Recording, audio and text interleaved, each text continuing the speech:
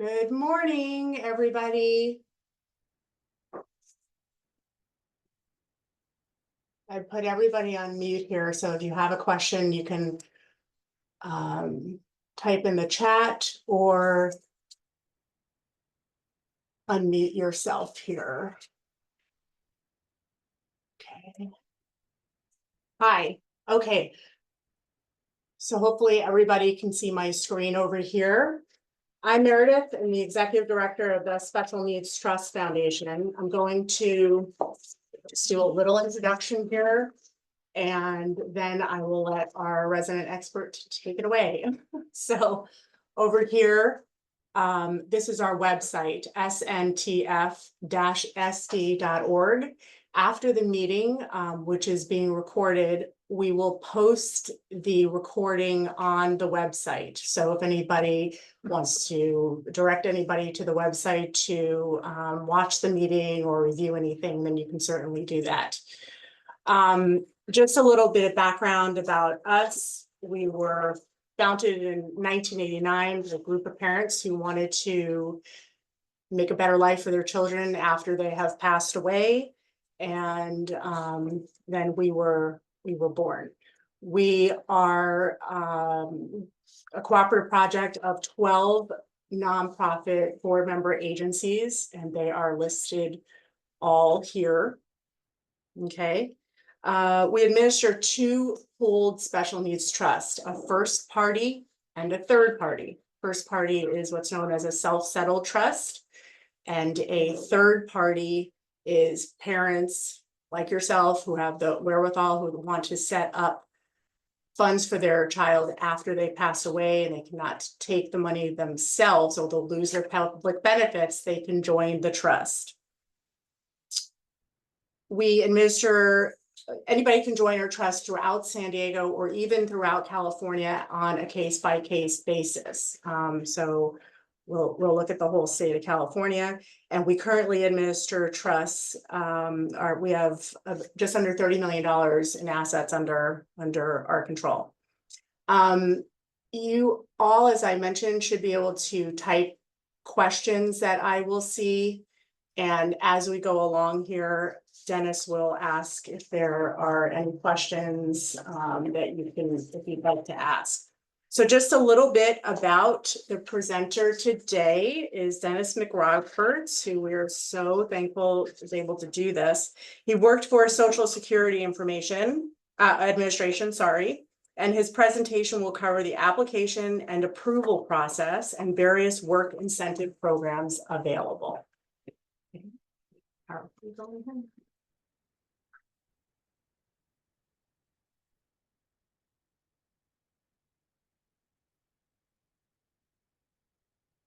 No. Hello, thank you for coming to our meeting today. I'm Dennis McRoberts. I worked for Social Security from 1975 until 2008 when I retired. And then over the years, I wound up helping people or giving presentations like this. I interviewed people in the office. I was a mentor to new hires. So I've done a little bit of everything as far as interviewing people and things of that nature. Damn it. Now you have to come here. So what we're going to start here is, let's look at the first slide where it says 2 disability programs. This one? Yes. There we go. Okay, so it's very important that you keep these 2 programs separated in your minds, meaning on the left, Social Security disability is considered, as it says there, an earned benefit, and you must work and pay into Social Security, but also you can have, they're called auxiliary benefits or dependent benefits, when a spouse or a child can also collect some money. If a child or a spouse collects any Social Security, it does not reduce the worker's payment. So let's say the workers do $2,000 a month and they have a spouse and a child. The spouse and the child may get, let's say, $1,000. It does not come off of the wage earner's check. So the main thing is you have to work and pay in, with the exception again of a spouse or a child, or if the child becomes disabled prior to age 22, the disabled child is allowed to collect on the parent's work record. That type of application is called disabled adult child. And in order to get disabled adult child benefits, you have to, the wage earner needs to either be retired and collecting benefits, collecting Social Security disability benefits, or if they're deceased, then the survivors can collect. Now, the one on the right, SSI, Supplemental Security Income, it's a federal welfare program and needs-based. And as many of you know, you must have low income and assets to qualify, paid from the general taxes, not Social Security. That's why when you're looking at these applications, you'll see that the questions are quite a bit different from Social Security and from SSI. And California, in our case here, supplements the federal benefit. The floor federal benefit is the same throughout all 50 states. It's what, about $914. And then California pays a few extra $100. And you're also allowed to file for food stamps. Now, one of the things that I realized when I was working is that people would call in with a question, but they're not sure whether the question applies to Social Security disability and or SSI. You can collect one, the other, or both. For example, we had a man call into the office and he says, I get Social Security disability and I've got a very part-time job and I'm earning $500 a month. Will it affect my check? The answer is no, it will not affect your check, but Social Security needs to know about the monthly wages. The problem was he asked the wrong question, so he got the wrong answer. He actually got SSI disability, and it can affect the check. So if you're asking a question and you're not sure what program it is, make it very clear that you are not sure which one it applies, so you can get a more complete and more accurate answer. So SSI has three broad categories. SSI is disabled from birth to 64 years and 11 months. SSI aged, 65 years and up, and SSI blind, any age. Now the blind pays a little bit of extra money and they get a little better benefits in various computations. So you can apply at any time for any of these. Let's say someone's getting SSI disability and then something happens and they wind up becoming legally blind or having some other vision problem. Well, you can sign up for SSI blind benefits. So there's no time limit on that. So now the other one, as I mentioned briefly a moment ago, is disabled adult child benefits. If an adult disabled before age 22 may be eligible for child's benefits if a parent is deceased or starts receiving retirement or disability benefits. So Social Security consider this a quote unquote child's benefit because it's paid on the parent's Social Security earnings record, also known as the parent's work record. An adult child must not have substantial earnings.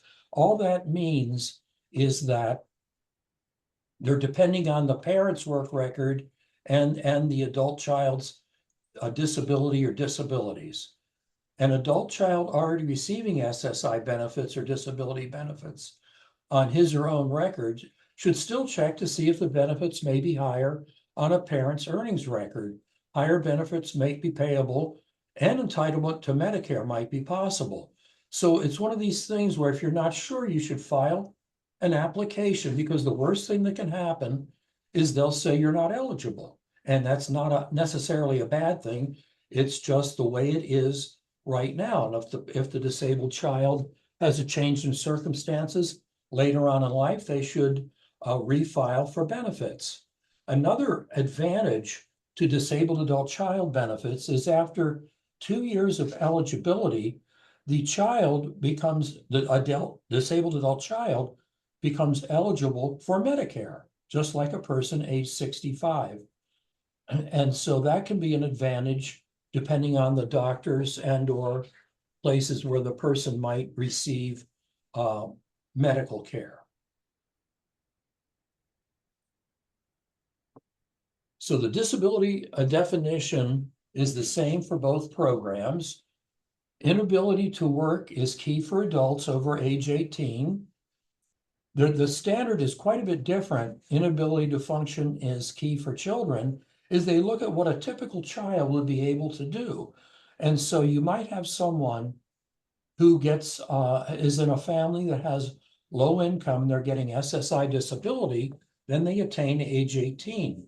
At age 18, everyone gets what is called a continuing disability review, a CDR, to see if they're still eligible for benefits.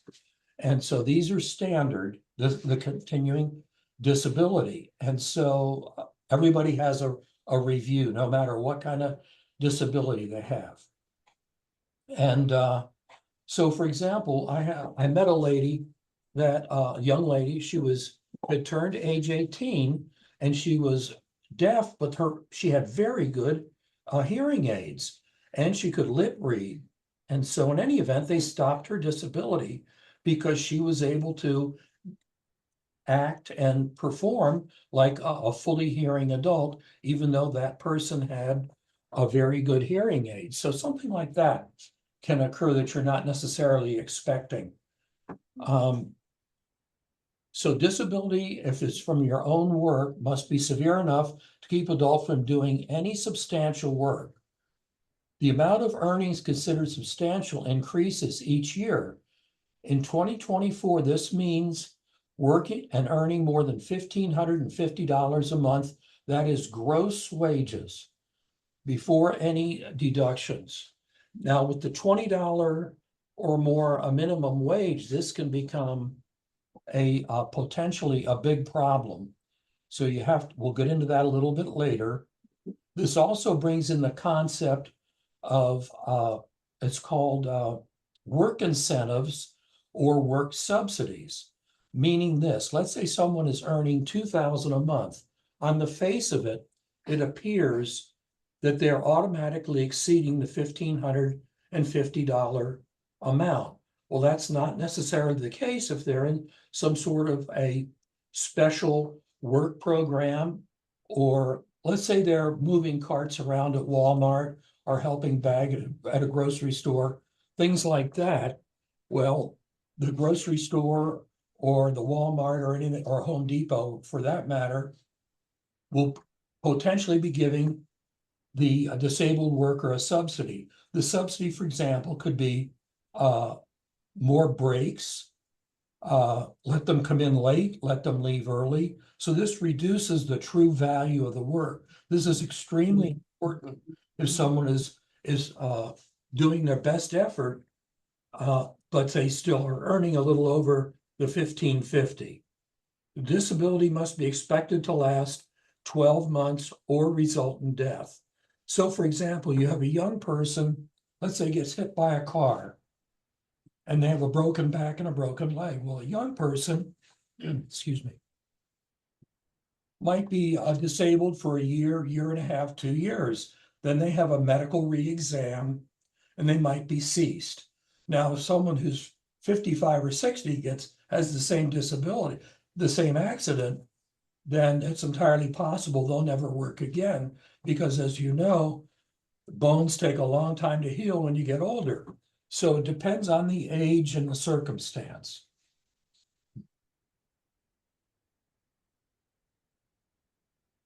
Now, here are the 5 steps for disability. Are you working? This dovetails with what we just talked about a moment ago, in that, or you could be working in a subsidized situation. You could be a bookkeeper, but they're letting you work 4 hours a week or something of that nature. So you're getting the subsidy. Is your condition severe? That is considered whether it's mental and or physical. We're back to the can you earn $1,550 or more in competitive employment. is your condition in a list of disabling impairments. There's in the publications, Social Security has some very good publications. And further on in the presentation, we will show you where these publications are. And one of them is called the Blue Book, and that has a list of all disabling impairments. Doctors will occasionally use that as well, so you can get an idea. But if it's not there, it does not mean that you're not going to be eligible, because everybody can have some sort of unusual disability that Social Security is supposed to try and figure out if it meets the requirement. Can you do the work you did previously? Yes. Let's say you're operating a bulldozer. You've been doing that for 30 years, and your insides are done from bouncing. Well, you may be eligible because you, excuse me, you may be eligible because you can't do that work and you're in your mid to late 50s and that's all you've done. So in order to file for benefits, there's actually two different rules for Social Security disability and SSI. So when you go into the local office, you can go in there, ask for an appointment. The reason that's important is that starts the clock for Social Security disability, the earned benefit, and SSI disability, the needs-based benefit. When you contact the Social Security office and you're filing for Social Security disability, you have 6 months to actually file the application. I urge you, don't wait. If you think you're disabled, make the appointment and start working on all the paperwork. SSI, since it's needs-based, has a 60-day limit. And the logic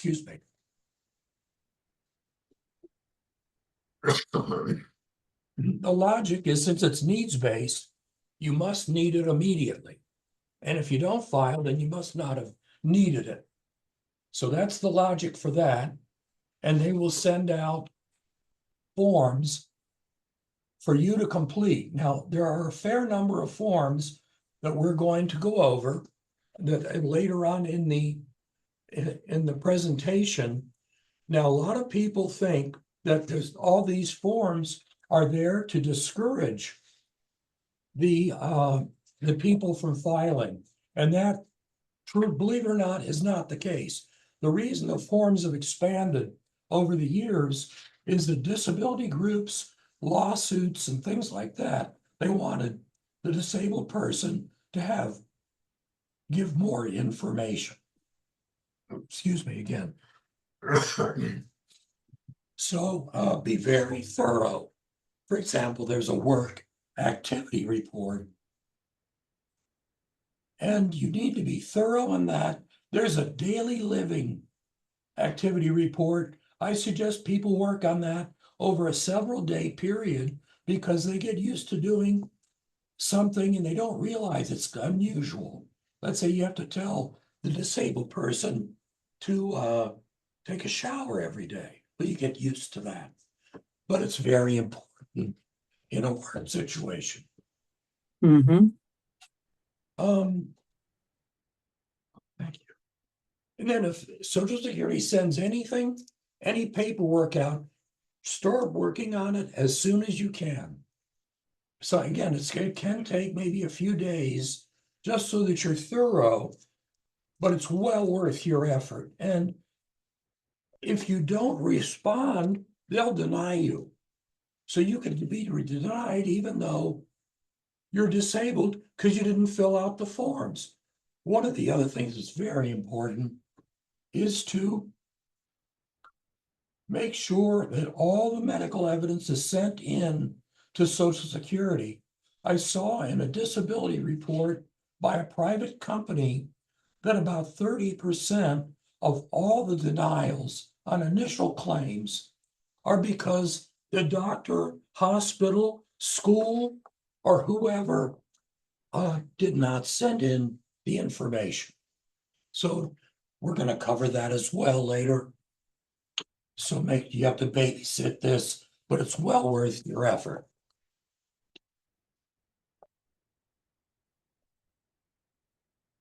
So when you call in for an appointment, you will have a Social Security caseworker and/or an SSI caseworker, and appeals and representative payee paperwork are handled by the Social Security office. Now, what happens when you file an application is you can fill out the medical form online, and when you submit it, it automatically goes to the mailing address zip code. So you can look that up to find out what office it's being sent to. Then what happens is the Social Security caseworker or SSI sends the medical folder to the DDS, the Disability Determination Service. They make the medical decision.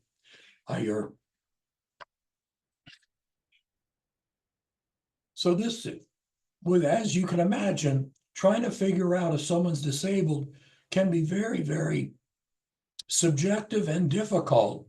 So trying to make a subjective decision as objective, all applicants truly believe they're disabled, and that's largely true, but you have to be able to meet the legal definition.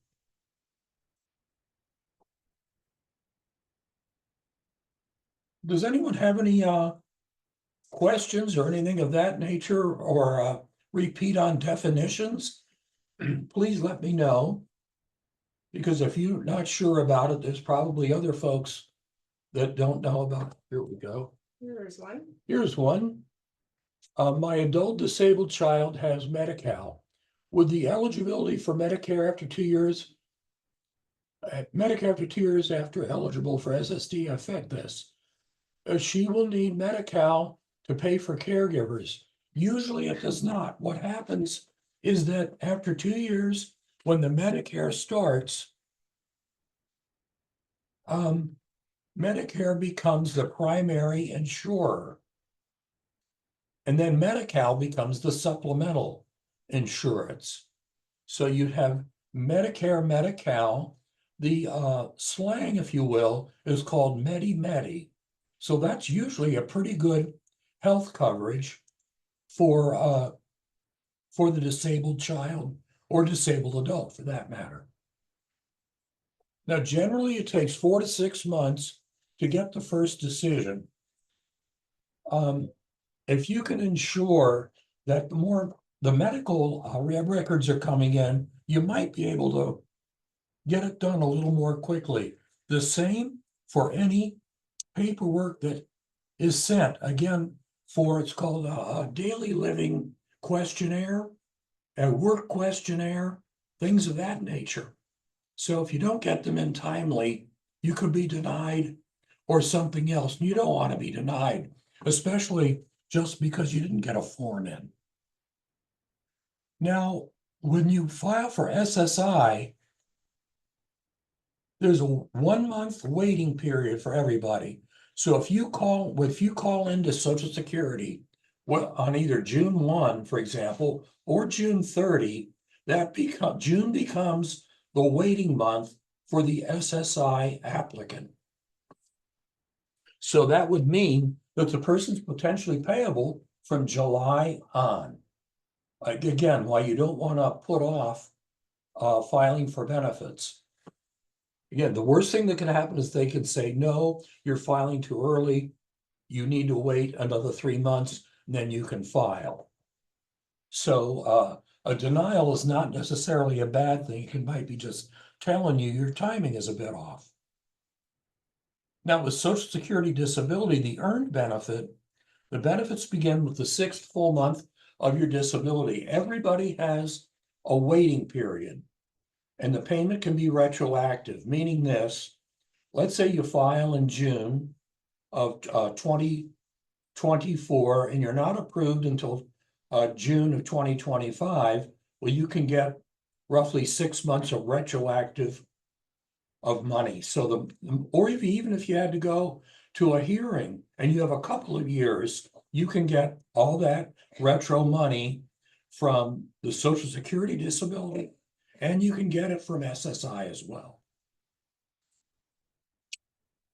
Now, if you file for SSI, they're supposed to ask you about citizenship, marital status, living arrangements, income, and resources when you start out. Let's say it takes 8 months to be approved for SSI. You have it's called a pre-effectuation review to see what has happened from the month that you filed up to the current. That helps SSI pay you in a timely fashion and correctly, hopefully.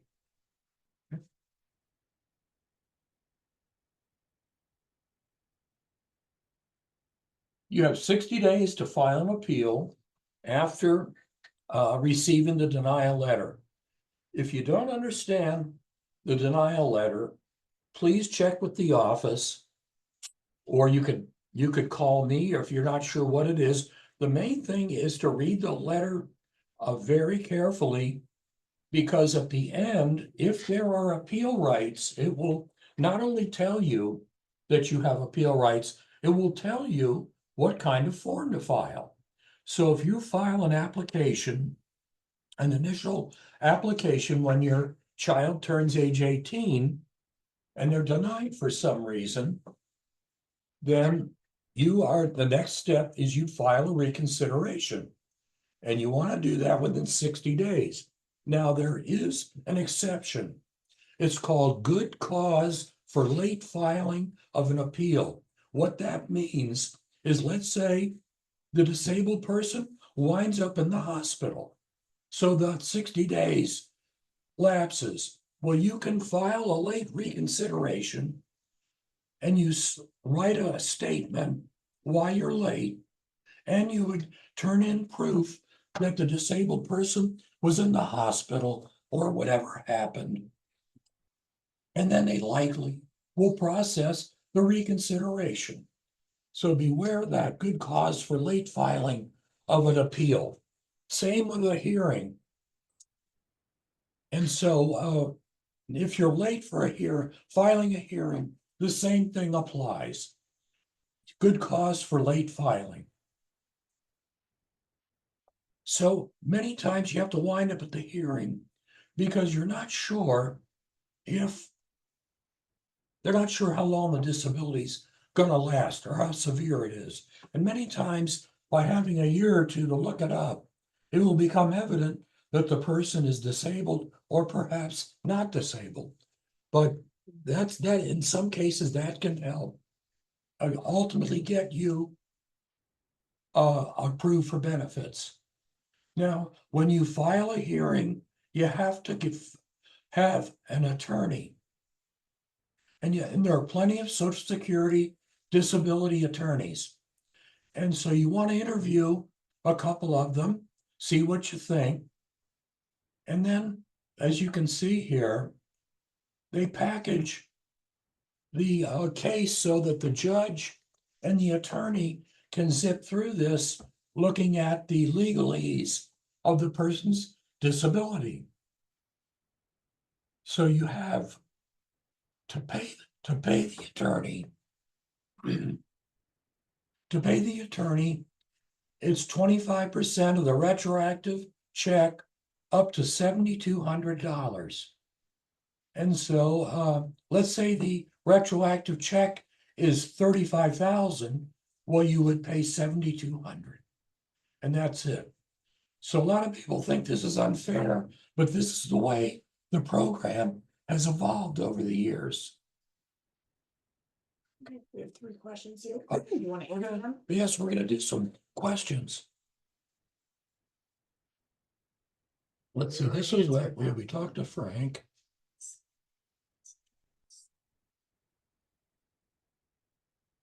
This is 6 months. I think is there a way you can scroll up to see that?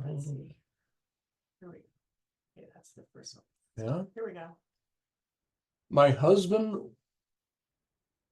will start getting SSI in 1 year. he will receive a higher benefit than I do. I started receiving SSI in May. Should I or could I wait to file for my adult disabled child so she can get more money?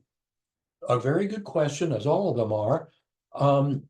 First of all, your husband is getting Social Security, either retirement or disability. This is what we talked about briefly in the beginning. So he's actually getting Social Security, and it sounds like, excuse me, you're going to be getting Social Security as well. Again, Social Security is the earned benefit, and SSI is the needs-based. So when there's a potential child involved, that means that they're going to be receiving disabled adult child benefits from either one or both of the parents. And what I mean by that is this. Let's say the lower income wage earner starts getting disability, then the child gets the lower amount. And then when the higher income wage earner starts receiving, it can be switched to the higher amount of Social Security. The other is one of the SSI rules is that SSI is considered income of last resort, meaning if you have any kind of other money you're able to file for, you are required to do so. So that means you have, if you start getting Social Security retirement, you have to file for your disabled child.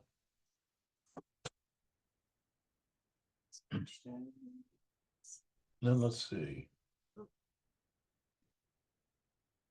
Okay, let's see. My disabled brother receives SSDI and SSI. He turns 65 in next March. Will he be eligible for additional SSI benefits under SSI aged benefits? Unfortunately, that is not the case. The only way he could get a little bit extra will be to become legally blind or completely blind. As it turns out, SSI disability for adults and SSI aged for adults, the payment amounts are the same. Make sure that he's getting or has filed for food stamps. That's a recent change in California in the last several years. That might help him a bit. If a disability is not as debilitating at the time of applying for SSDI, Social Security disability, the earned benefit, but then gets worse as a result of side effects, and the application is denied, would it be better to file an appeal instead of a new application, even though the person was denied because of the initial diagnosis? That's a good question as well. I would urge you to file an appeal. It'll help speed things along. So make sure you file within 60 days. And the form, there's a medical form that you filed with a reconsideration called an SSA -3441 BK. And one of the questions says, do you have some other condition? So there's a yes. And that's why I would do the reconsideration.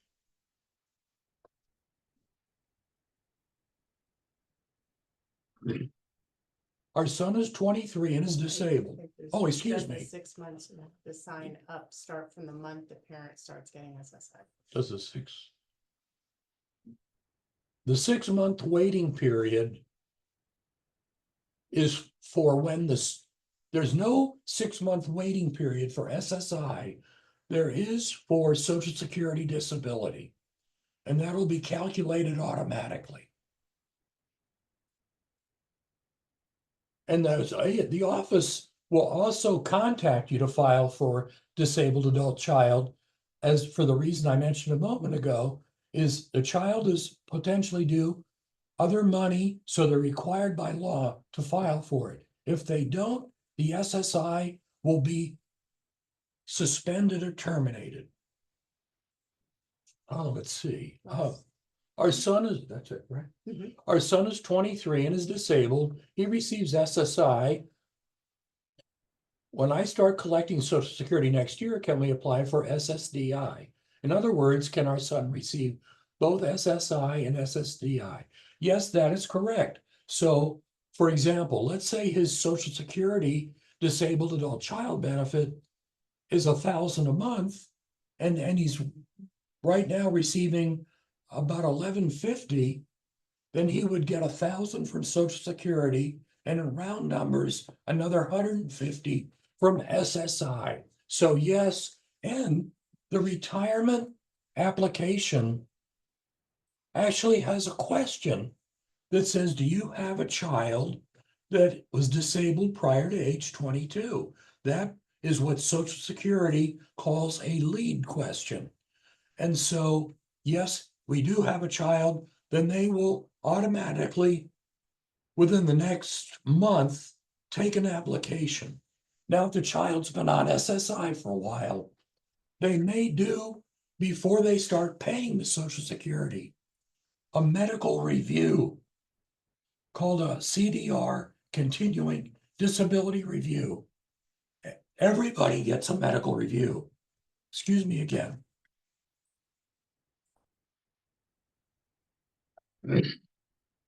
So let's say someone has an intellectual disability, a very low IQ. They've been getting the checks for 7 years. Well, even though unfortunately the disability isn't going away, they still have to do the review. Part of the reason is that they want program integrity to make sure, if nothing else, the person's still alive. And so it's people get very worked up and think it's an insult. But again, it's mainly for program integrity. So they don't get the checks and move somewhere out of the country, for example. Okay, that's it for questions. Okay, very good.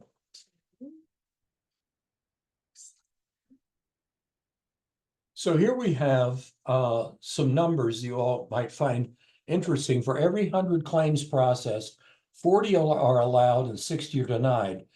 Now, I know it doesn't seem like that when you talk to your friends and relatives, but I think largely the 40 that are allowed, a good portion of them, people have some really awful disabilities, stage 4 pancreatic cancer, some awful brain tumors and things of that nature. But then also the 60 are denied, a part of that is because the Disability Determination Service did not get all the medical records. So again, we'll talk about that again. For every 25 claims processed for reconsiderations, 4 are allowed, 21 are denied. And then hearings, for every 19 claims processed, 12 are allowed and 7 are denied. Now, partly this again is due to having a longitudinal history. As one of the questions a few minutes ago asked, should we file a new claim? Or since this new problem has showed up, should we file a reconsideration or a hearing? So as the person's ages, things many times get worse, which is one of the reasons why their hearings are approved. Now, appeals counsel. What that means is you can file if you're denied at the hearing, and what the appeals counsel does is they look to see if the judge followed the law. They don't look if you're disabled. They want to see, did the judge follow the law? And then an appeals counsel can take 4 years. So it's deadly slow. So then after that, you can file a claim in federal court. I saw only one claim in my entire work history where someone went to federal court and they were approved at federal court. But most of the time, people will start a new initial claim. So, but you can do anything you like.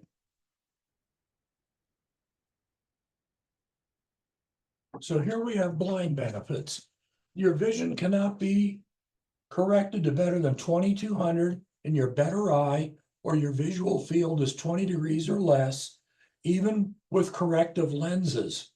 So I don't know if many of you know this, but you can be legally blind and drive in California.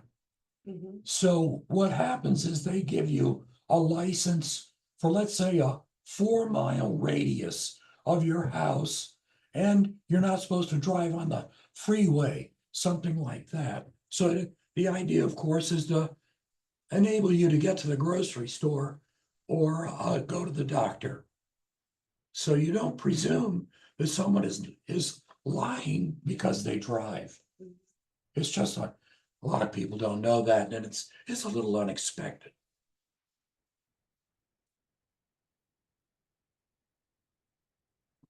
So in order to be eligible for Social Security disability, the earned benefit, you have to earn work credits.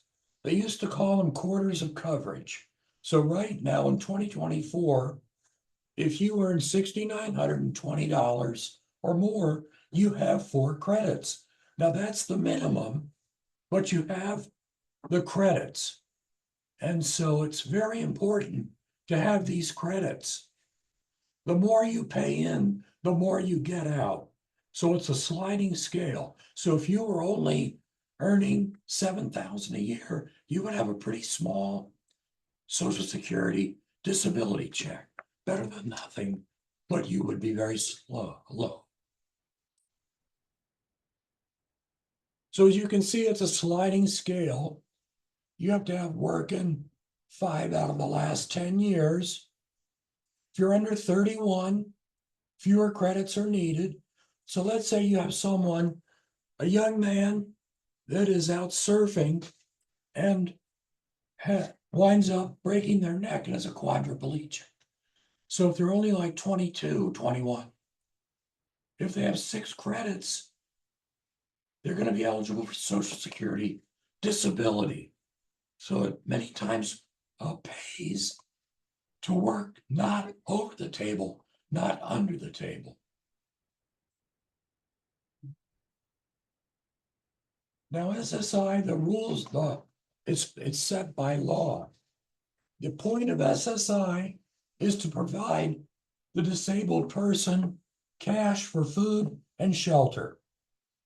In California, this living arrangement, 1182.94, is independent living with adequate cooking and food storage facilities, or meals are provided as part of your living arrangement.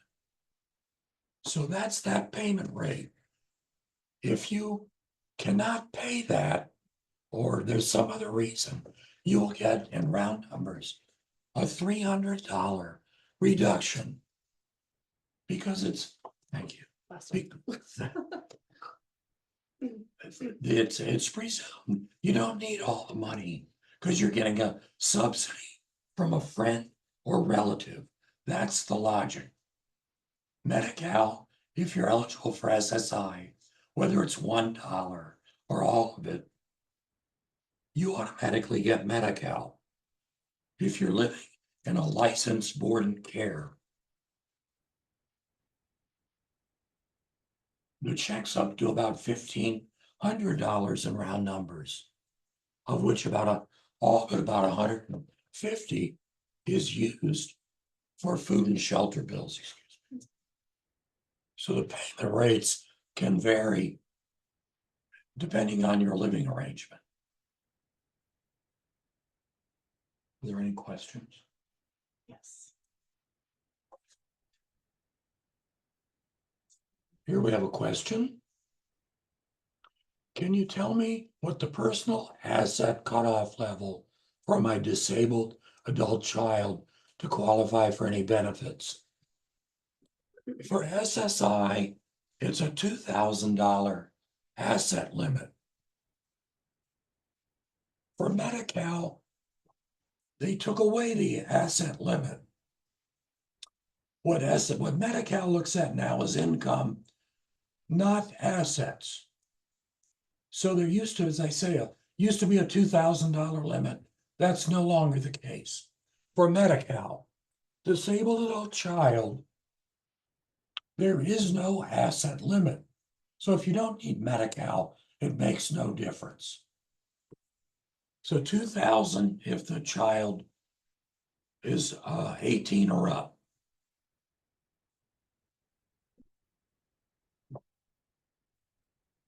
So for 2024, the federal benefit is $943. This is a floor throughout all 50 states. As you can see here, California pays an extra $239.94. The jargon is this is a state supplement. You will see this on SSI letters. It's more of an accounting thing, but it's important you understand why it's there. So the grand total is $1182.94. That's independent living with adequate cooking and food storage facilities. We can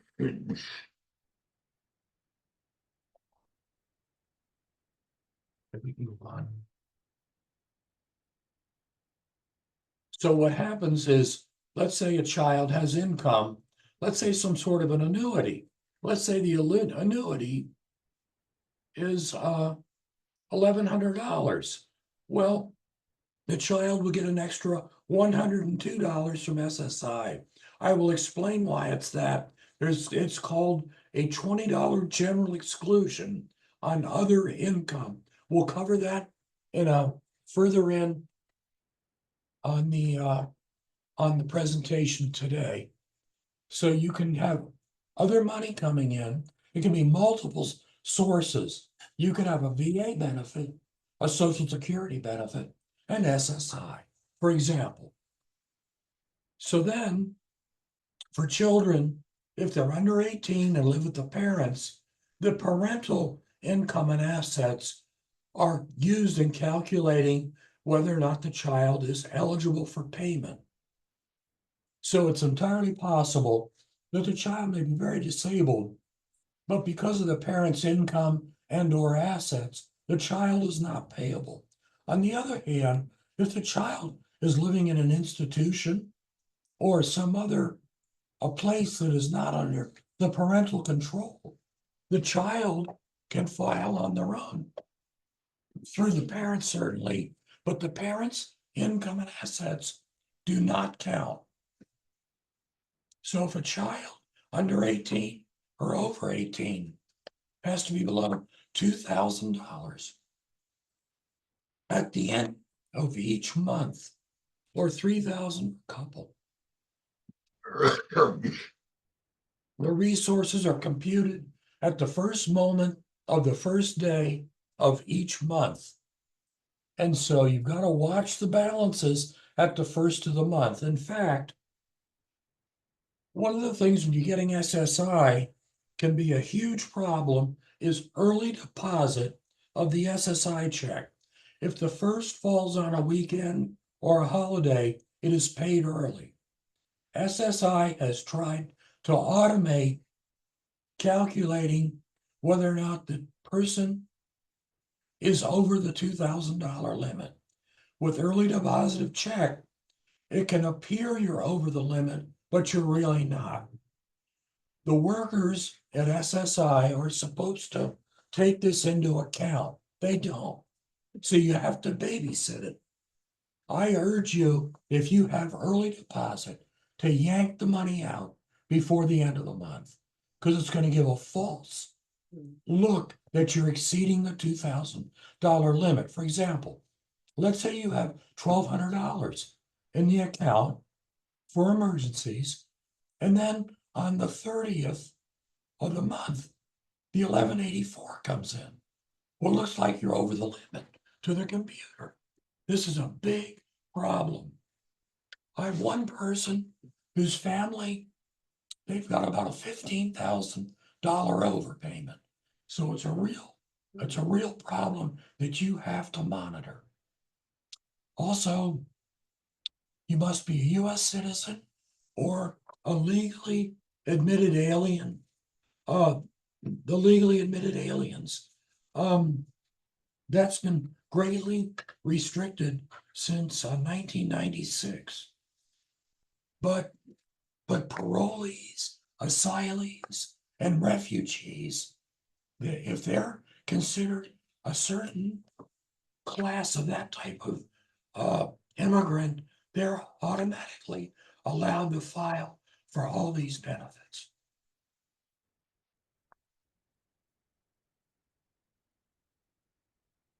So here's an example of some of the resources. Some non-counted items are if the child owns a house or lives in the house and is part owner, the house is excluded no matter what its value. Standard household items, a TV, a computer, your furniture, things like that, that is all excluded. One car is excluded no matter what its value. If as long as the car runs and is used to take the disabled person to the doctor or run other important errands. Also, certain types of burial insurance and plots are not counted. So if you were going to prepay a burial, I would urge you to check with the funeral provider to set it up so none of it is considered a resource that would be counted towards the $2,000 limit. Be very careful about that. Life insurance. If you have life insurance for your disabled person, make sure you buy term insurance. The reason is term has no cash value. So you could have a $100,000 policy, a term policy, but since it does not accrue a cash value, it has no effect on the $2,000 limit. Now, if you have a whole life policy, when it's accruing a cash value, you need to monitor that. And what you can do, for example, if you can't convert it to term, then pull the money out. And for example, you could put it in an able account or spend it on something the disabled person needs. Let's say they need special eyeglasses or a new bed or dental work, something of that nature. So watch the life insurance. Also, since we're talking about assets, what's happened recently with some people I've been helping is when the child was born, they've been given a cash gift, such as savings bonds or some other financial instrument. And because it's a modest amount of money, the family puts it in the safe deposit box and forgets about it. 18 years later, they file for SSI, and then SSI runs all kinds of internal revenue checks, and then SSI discovers the forgotten savings bonds. And this has created as much as a $20,000 overpayment. So make sure that you think about these things. Tell your friends, relatives, and certainly the child may not be disabled at birth. But think about this and use the money for the child's needs so you don't have this accidental giant overpayment. And they're hard to get waived, meaning that the overpayment going away. So please be aware of that. So any questions? Okay. Please explain about the burial plot. Many years ago, Business. Oh, wait. Personal asset. Did we answer that one? yes, well, let's just make sure it's Carl's question is it's $2,000. An able account is excluded. Life insurance, as we just went over, is excluded. A car that's in the disabled person's name is excluded as long as he or she does not have to be able to drive, as long as the car is being used to assist the disabled person. Now, concerning the burial plot, that can be considered an asset. And so, as I said a moment ago, the funeral providers are very familiar with this, and they will set up the plot so that it is not considered a resource. For a while, they considered it almost like an investment. This is probably 25 years ago. Nobody buys a burial plot as an investment. So they finally made these rules, fixed these rules so that someone can provide for the future. in case the person dies. So Can as we- far as the copy of the slides, I'm happy to email it. We're going to post this recording on the website. If you email me offline, you can email admin, ABMIN, at SNTF-SD.org. Then I can email a copy of the slide presentation. Okay. I think that's Is that it for now? or- yes. Do you, Okay. so it's 11. Do you want to take a break now? Let's go. If all of you that are watching don't mind, let's push on for another 10 or 15 minutes, and we'll take a 10-minute break. Okay. Then all of you, please feel free to jot down questions if there's some, get more questions, or if there's something that you'd like me to discuss again. So this ABLE account, an ABLE account stands for Achieve a Better Life Experience. This is extremely handy for Medi-Cal and SSI. And the person has to be disabled prior to age 26 in order to set up an ABLE account. And so the maximum contribution is $18,000 a year. That's the fourth bullet point down. Right now, the maximum is 100,000 in ABLE, but it hasn't been, the ABLE accounts haven't been around quite that long. But for the maximum contribution, 18,000, that can be contributed to the disabled child by virtually anyone, whether it's a parent, grandparent. If I'm a friend of your family and I want to throw $500 in there, I can do that. By going directly into the ABLE account, this does not count as income to the child. This is considered excluded income, but it has to go directly into the ABLE account. If you handed the money to the disabled adult child or to the parent who's the payee, then it would be considered income as a cash gift. Very important concept. So directly into the ABLE account. Then the next bullet, disabled person and others can contribute money to the account, pay back to the state when the beneficiary dies. That can potentially go to Medi-Cal. So what I've been suggesting to people is to not let it, keep it at a modest amount of money, because you can contribute throughout the year. So if the disabled person unfortunately passes away, certainly you're going to lose some money, but you're not going to get cleaned out for the Medi-Cal. And why would you use this? A very good question. And that's because you're allowed to use this money for living expenses. So there's a concept called sharing the household bills. That's one of the ways that you can get the higher amount, the $1,182.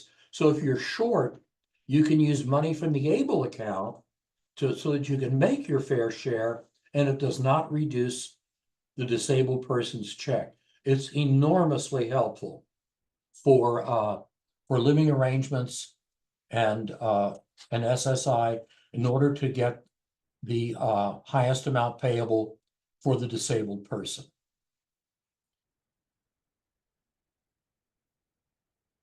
All these rules for the ABLE account, if you use Google, type in, this is what I'm going to give you is what is called a POMS reference. POMS, that stands for Program Operations Manual System. That's where all the rules for SSI and Social Security are. And the ABLE account is clearly explained in the following section. And I'm going to give it to you, or I'd like you to type it in this way, and typically Google, it'll come right up to you. It's S as in Sam, I as in important, space 01130.740. The name of this section is Achieving a Better Life Experience ABLE account. This explains contributions to the ABLE account and withdrawals. You have to document all contributions and all withdrawals. They want to make sure that when the money is withdrawn, it is used for the proper thing. These are called qualified disability expenses, QDEs. So you can review all that. At this section, if you have trouble finding it, call me and I'll help you walk through it.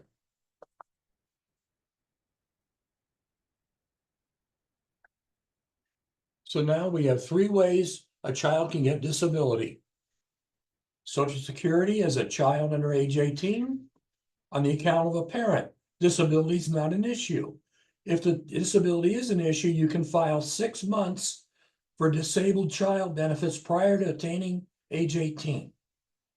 But if the child is not disabled, you can get dependence benefits if the child is under 18 and attending school, or is up to age 19 if they're a full-time student working for a high school diploma.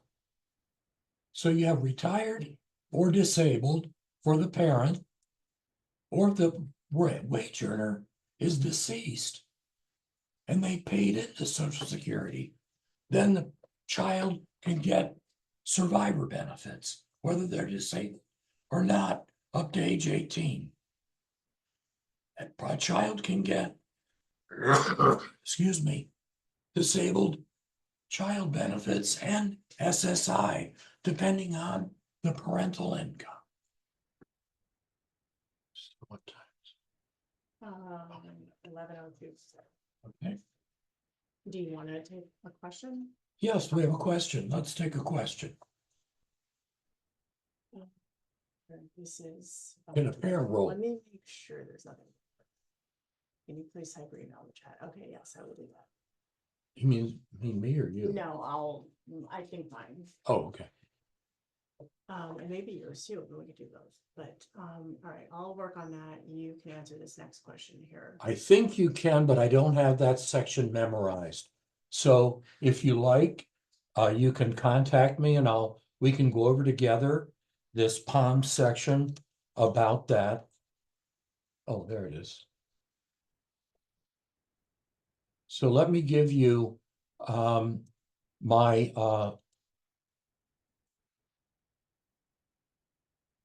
my email is Dennis DENNIS _MCROBERTS at yahoo.com. I have where I live, the cell service isn't so hot, so our landline is 760-230-2758. My cell is 760-519-2536. If I miss your call, please leave a message. If it's important or I don't call you for a few days, please feel free to call me back in case I somehow missed it. Did you answer that question about label? I couldn't fully answer it. I'm gonna have to look that up. Okay. I don't have that part of it memorized. I apologize. Okay, contact information. I think that's it for questions. Okay, on to this. Do you want to push on for Yeah, another 10 minutes? Yeah, let's push on a little longer. Okay. So we have 3 kinds of income. Earned income, we're going to give the computations to this as well. Unearned income and in-kind support and maintenance. Earned income is either wages, getting a paycheck, or including working for cash for that matter. Earned income or unearned. Earned income is getting a paycheck or net earnings from self-employment. Everything else is unearned. And so that will help guide you on what computation you're looking at if you're trying to sort this out. In-kind support and maintenance, all that means is that you are helping the disabled person with food and or shelter bills. Let me give you an example. Let's say you have a disabled child and I'm a friend of the family, and I say, I'm gonna move your child to the Ritz-Carlton up in Orange County. The value of the food and shelter at the Ritz-Carlton's probably $25,000 a month in a modest room. That's the value. But since I'm paying the Ritz-Carlton directly, you only lose about $310 from your SSI because I'm paying the provider of the food and shelter directly.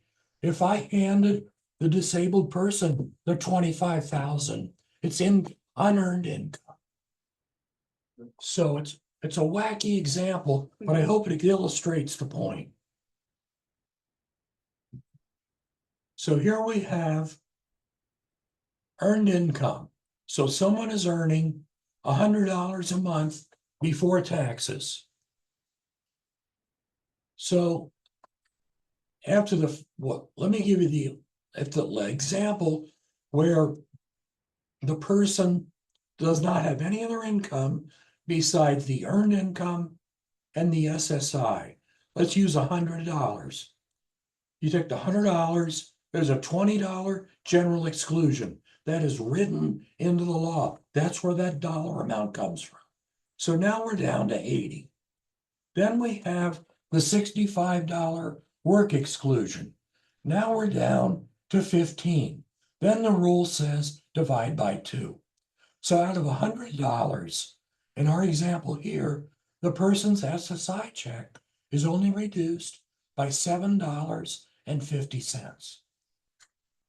So the idea, this is considered a work incentive to encourage people to attempt to work if they want to or are able to.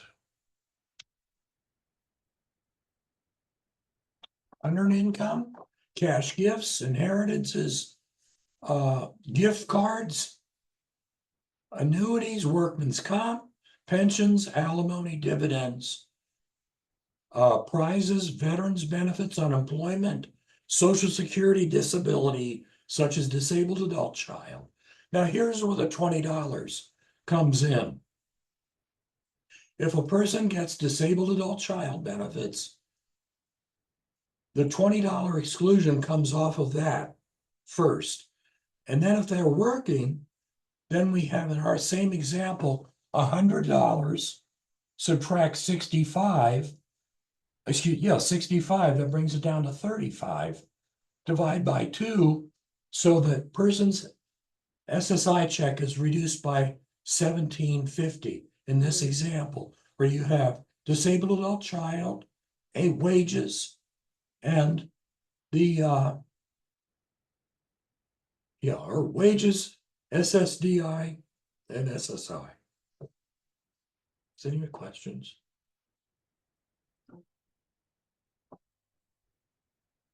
In-kind support and maintenance, ISM, food and shelter paid by another. Reduces the SSI benefits dollar for dollar up to a maximum of $334.33. So as you can see in my example a few minutes ago, $25,000 obviously greatly exceeds this, but this is the formula that they wrote into the law. When SSI started in 1974, they were trying to use market value. Well, you can see how much of a headache that turned into, so they quickly sorted it out this way. There's no reduction on the state supplement, as you can see. It's only on the federal amount.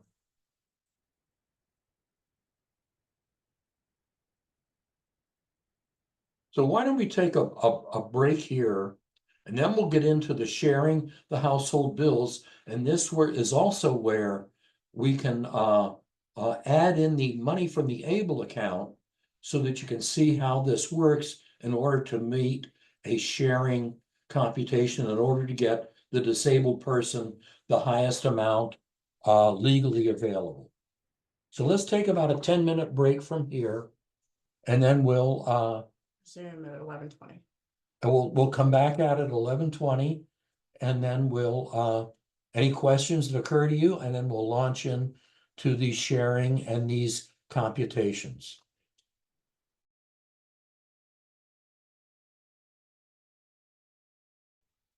Okay, there we are back. Okay, welcome back, everyone. Thank you for being here. Now what we're going to discuss are living arrangements. And in this particular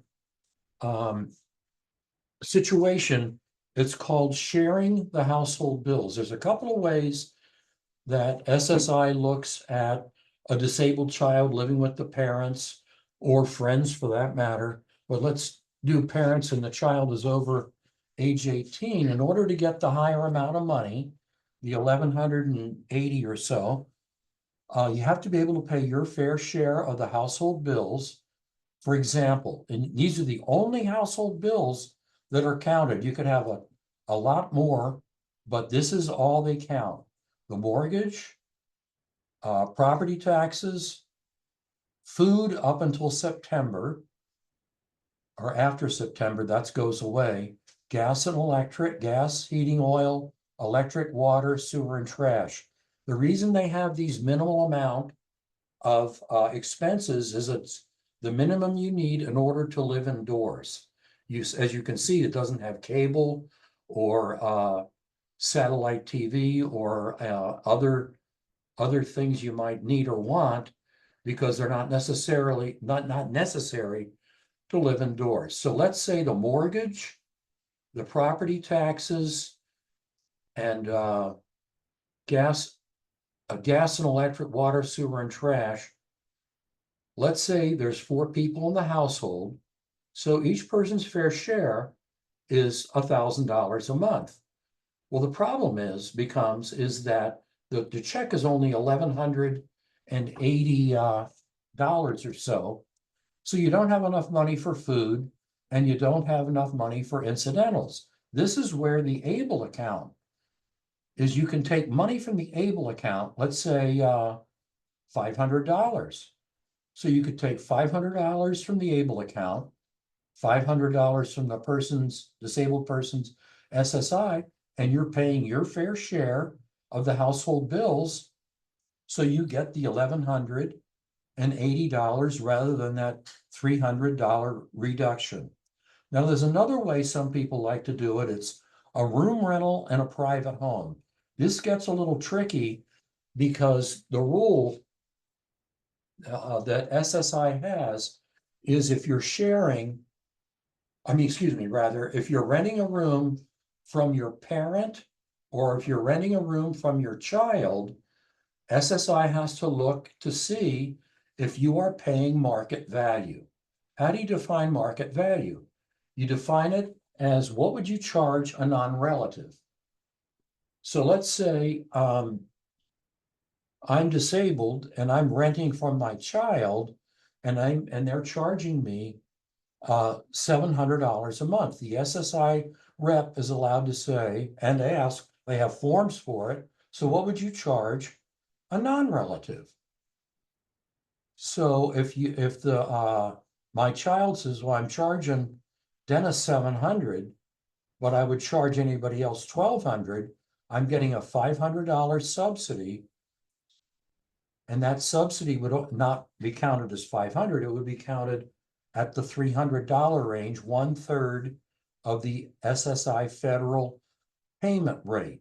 The other question they're allowed to ask is, well, would you evict Dennis if he didn't pay? And one of the reasons they ask that is because, is it a true business arrangement? A true business arrangement is my child would evict me. And so it's a way to tell if someone's actually telling the truth and that sort of thing. Now, one of the offices are also doing, which as far as I can determine is not correct. They'll go say, well, in Rancho Bernardo, a room rental is $1,350 a month. The Palms says, take the homeowner's allegation. But again, they're allowed to ask, would you evict your child or your father, that kind of thing. So it's best if you can just to do the sharing. Then you don't get into all that other unpleasant stuff. Now, one other thing is if the mortgage is paid off, the only thing that SSI looks at are property taxes, gas and electric, water, sewer, and trash. Of course, any person would keep insurance, but it's not necessary. That's why SSI doesn't count it after the home is paid off. Do you want to see? Yeah. No questions. The 1/3 reduction, this is a lot of hair splitting, but it is important. The value of the reduction is, let's say I'm living with my family and they say Dennis doesn't have to pay any rent and pay anything for food or shelter. Then I would get, in round numbers, 1/3 of that $940 reduction. Now, the presumed maximum value is if I'm paying a portion, it's the VTR plus $20. It's not really worth going into the who, where, and why, but it's a $20 difference. But ultimately, it means the check's going down to a maximum of about 315 or so. Now, here's SSI benefits are not reduced if someone pays directly for the disabled person's medical care, or they hire a nurse or someone to watch them, home repairs or maintenance. In other words, you can let your house fall down, but it doesn't really affect the SSI. It seems silly, but that's really what it boils down to. Telephone, cable, education, job, vocational, entertainment, vacation, clothing, and personal items, as it says in the asterisk, a few examples. And the reason it's not counted are two. One is it's not food or shelter, because we have the shelter bills that are counted, we just went over with. And as long as you don't give the money directly to the disabled person, it's not counted, because the disabled person has no access to the cash.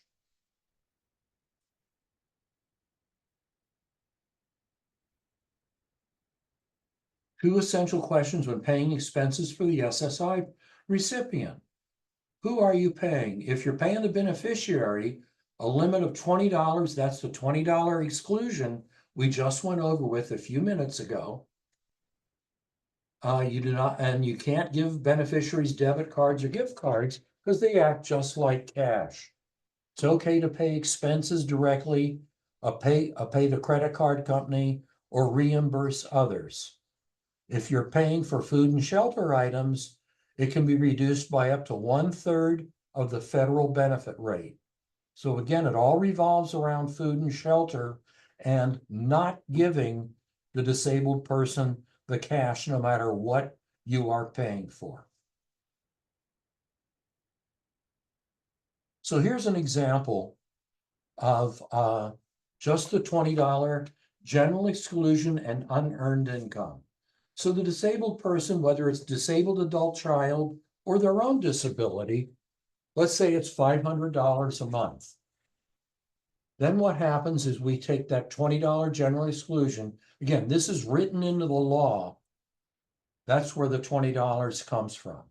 And this has been the same amount since SSI started in January of 1974.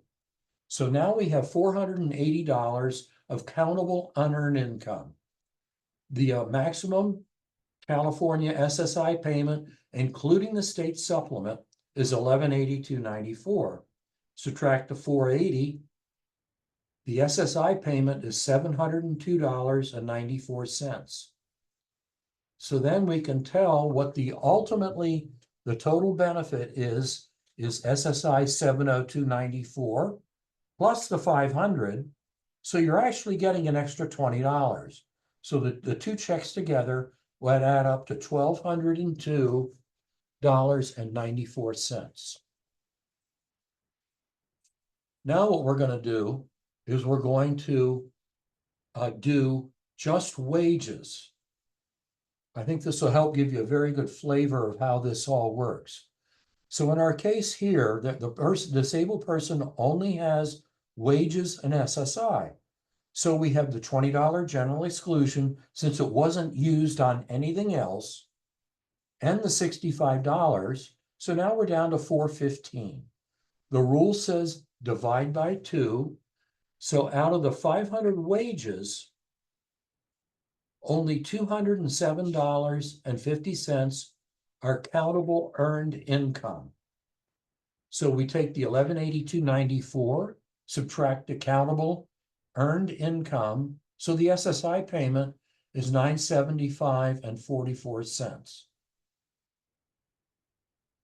And so we have the person's income is $975.44 of SSI plus the gross wages equals $1475.44.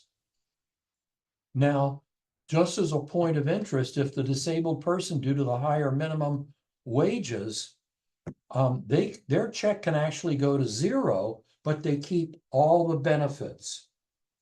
So if your check goes to 0 due to earned income, you still keep all other benefits. You're just not getting a check. So now we have representative payee. Who needs one? That is someone that helps the disabled person manage money. Who needs one? Children, drug addicts, alcoholics, adults who are incompetent, not just incapable. This is where it's very important if the disabled person is eligible for a conservatorship. When you're filing for benefits, or if you're already getting them and a conservatorship happens, make sure that SSI and/or Social Security knows about the conservatorship. The conservatorship can make an enormous difference. For example, I had a client some years ago that had disabled identical twins, and they had the identical disabilities. And so they filed for benefits at the same time for both sons. And one son was approved and one son was denied. Why was that? Well, somehow the denied child, the worker that reviewed that case, somehow missed or didn't notice that there was a conservatorship. And so when they filed the reconsideration, they said, oh, by the way, this child's conserved as well. They were approved. So this is one of the things we're going to get into very shortly about making sure all the information is in the file to get a correct decision the first time out. Hopefully at the initial application. Now, who should be the payee? The custodian of the person, social service agency, family members, and private payee service. So for family members, Social Security discovered that adult parents do not steal from their adult children. The reverse is not true. So they really monitor how the money is used for the disabled person. Typically, a father or a mother is best, and then other family members.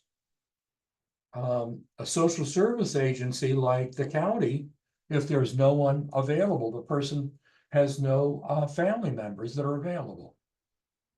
A private payee service.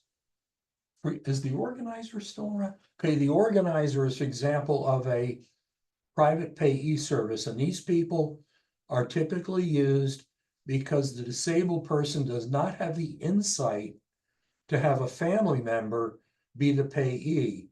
Meaning, when I say the insight, is they give the family member a hard time about giving me all my money, quote unquote. And so you can have World War III break out on where the money is going. So the family can't put up with that. So the other private payee service, sometimes a motivator for the disabled person is it costs like $60 or $70 a month to have a private payee service. And that's right out the window. So that might get a a disabled person to cooperate with the family and work with the family to give them extra money. And others, occasionally, they'll threaten to attack somebody. So occasionally the private payee people will meet someone in front of a drugstore or the Vons or something, because they usually don't misbehave in public because they know they're going to jail. So a private family member, a family member's best. If you're desperate, use the payee service because you can only do so much. Now here we have Medicare and Medi-Cal. Medicare is a federal program through Social Security, the earned benefit for people on Social Security. Entitlement begins at age 65 or after 2 years after the disability checks start. There is a monthly premium that changes each year. That is for Part B and D. Part B is for the doctor and clinics. Part D is the drug. You want both of them. Effective 2006 is the Part D. Now, Medi-Cal is a state program known as Medicaid elsewhere. In California, entitlement begins when SSI claim is approved. Some states require a separate application. If the claimant is eligible for both Medicare and Medi-Cal, then the Medicare premium is paid by Medi-Cal.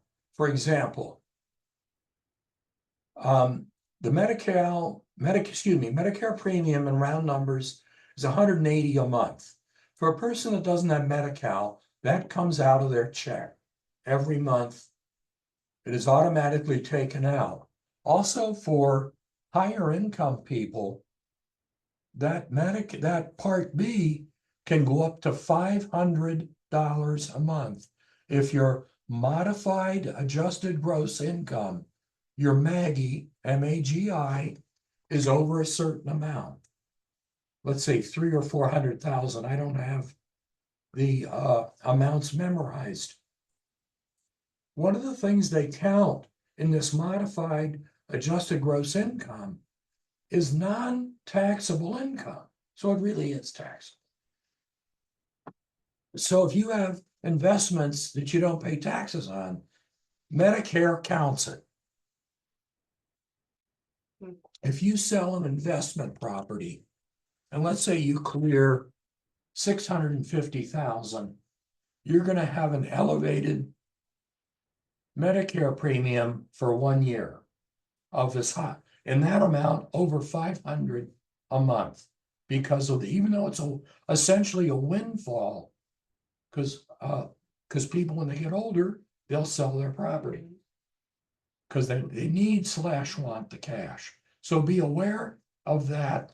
There's a pretty good publication on this information in the SSI publications.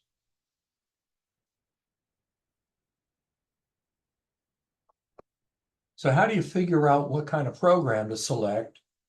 Well, California has a free program called HICAP, Health Insurance Counseling and Advocacy Program. As you can see on the screen, there's the phone. You can send them an email, and they're pretty good at assisting people and selecting this. Certainly, if you have the money or interest, you could also contact a private health insurance advisor. They also do a pretty good job as well in selecting what would be the best plan for you. Do we have any questions? Nope. Okay. We're good. The POMS is where all the regulations and rules are used by Social Security to process Social Security, retirement, disability survivor, SSI, disabled, blind, and old age. And so the easiest way to see the POMS is to type into Google SSA palms, just as it is spelled.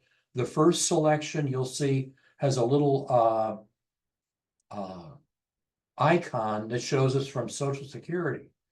And it's broken out into very broad categories: retirement, disability, SSI, and then there's a very large number of subchapters. I don't tell you that to put you off, just so that you'll know you might have to wade through a lot of information. And if you needed it, I could help guide you as to where to look to help speed things up. For example, if you're looking at SSI, they have it as application process, income, resources.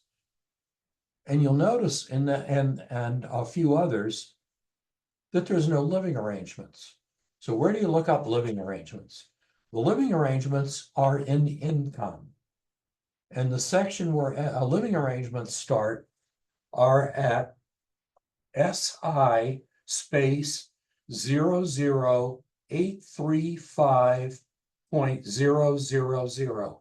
That's the introduction to living arrangements, and you truly have to start at the beginning, because they have about over 40 definitions that you need to know as to what SSI is driving at or telling you in order to figure out what to do. So that's where the living arrangements are.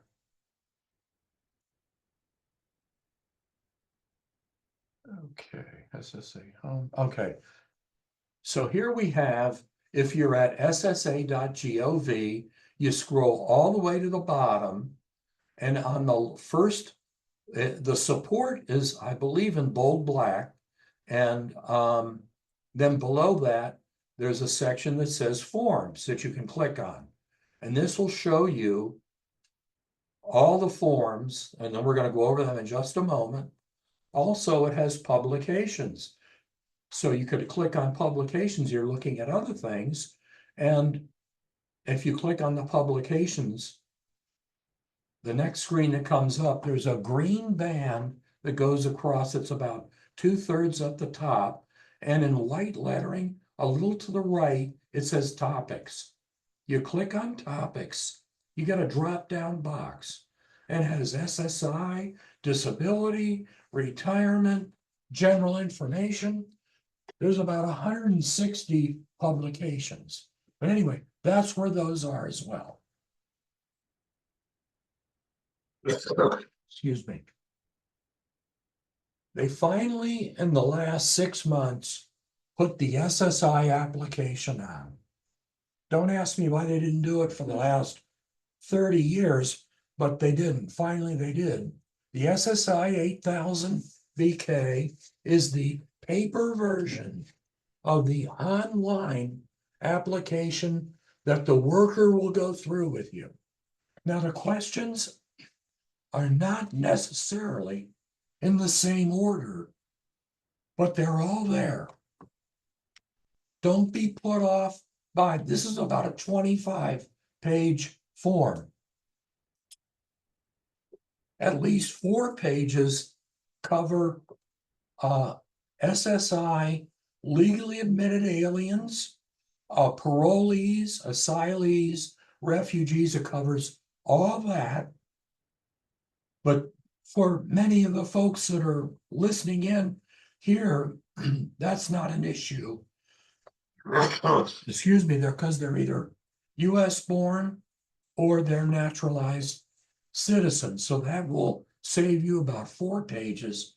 Another 4 are roughly our living arrangements. Most of the living arrangements are 3 for most SSI people, or 4 of them. You have independent living with adequate cooking and food storage facilities. You have a room rental in a private home, whether or not the landlord is your parent or your child. You have licensed board and care living arrangements. And then you have the homeless. Even though that's not technically a living arrangement, a person can still get SSI if they're homeless. hopefully the SSI will have them move in doors, but that's what's on the 8,000. Okay. The next, Oh, I'm sorry. no, this is okay. We'll finish the Okay. bottom. Let's just finish quickly these bottom two. The 3369, if a person has had more than one job, this needs to be completed. It is a paper form. It is not online. If the disabled person wants someone to help them, the SSA 1696 needs to be filled out because of the privacy laws and the problem with identity theft. You have to use one of these 1696.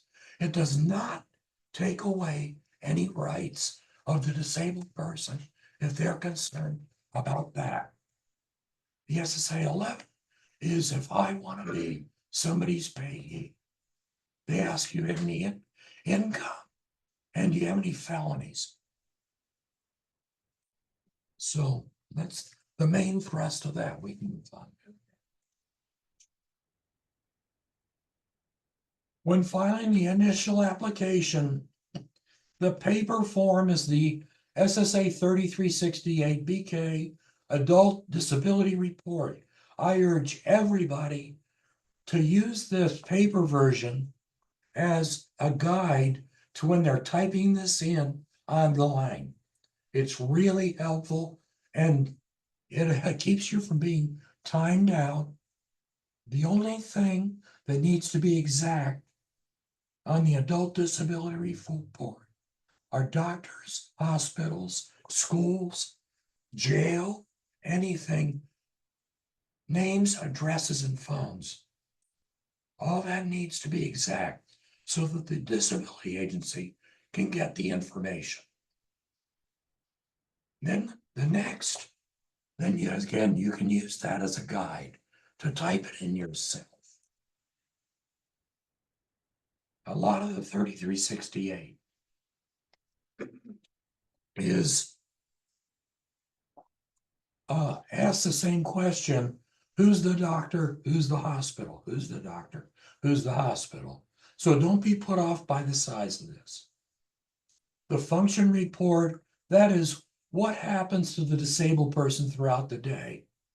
And so, as I mentioned at the beginning, take a couple of days to to complete this. For example, the disabled person has no awareness for traffic. And you're so used to this, you may not write it down, but you can't let the person out of the house. They might wander into the street. I went to Camp Pendleton to help a family, and the young man had two things. He was always trying to escape, and he was always trying to take everybody's water. Very unusual. So I'm talking to the parents. All of a sudden, the father leaps out of the chair. Where's Ronnie? He tears through the house, out the front door. He's wandering around. This is very important for proving disability. If the child is age 18, use 3368. Under 18, use the 3820. The 3881, they have various numbers. For the 3375 is function report child birth to 1 year. Then they have another breakout and another breakout. So you just select the one that suits your child's age.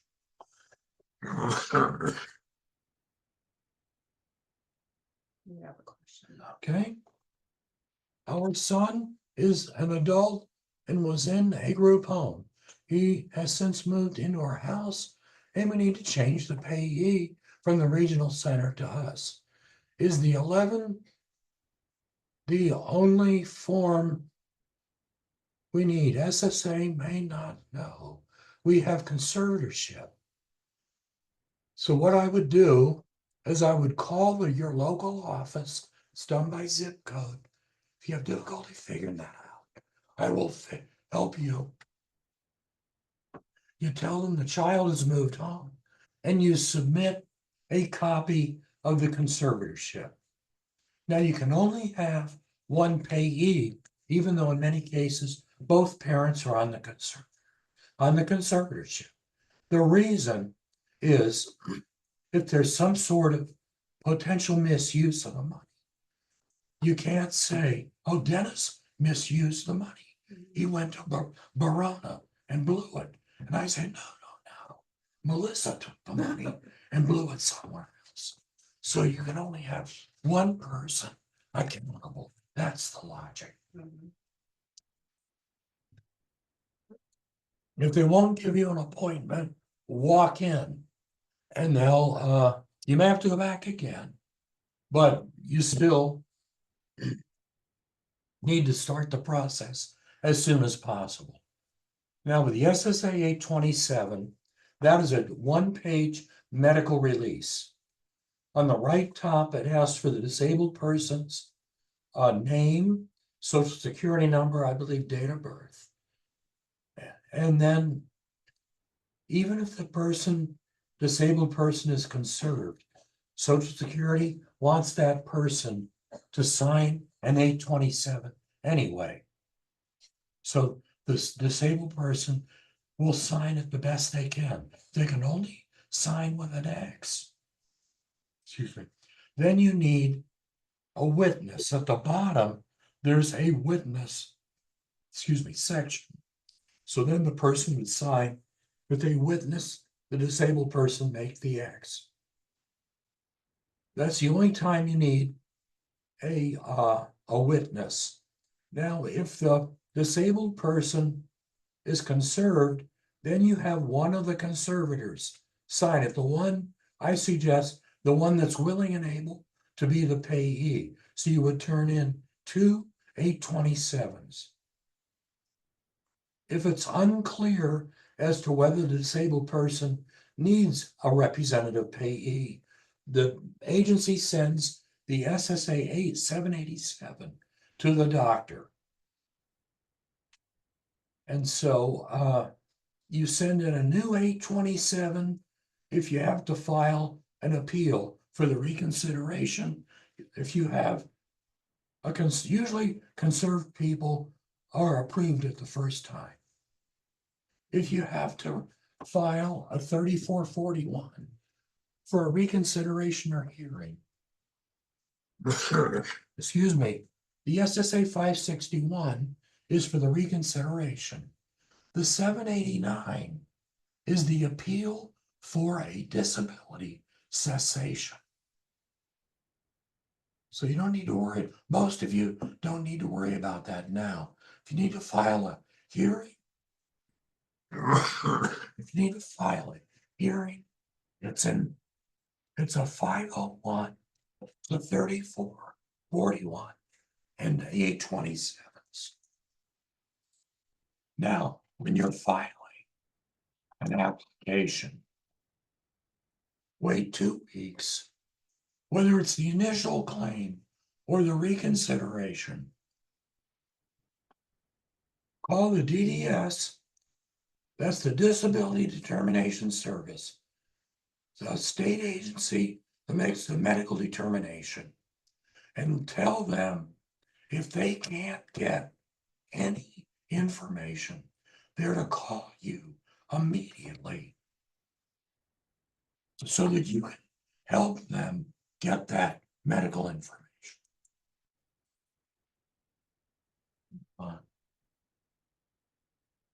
The SSA 561, this is used in most reconsiderations, including an initial application, or let's say there's an overpayment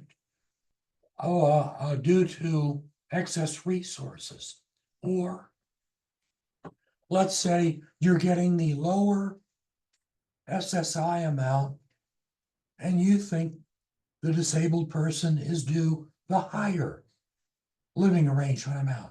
you file a reconsideration.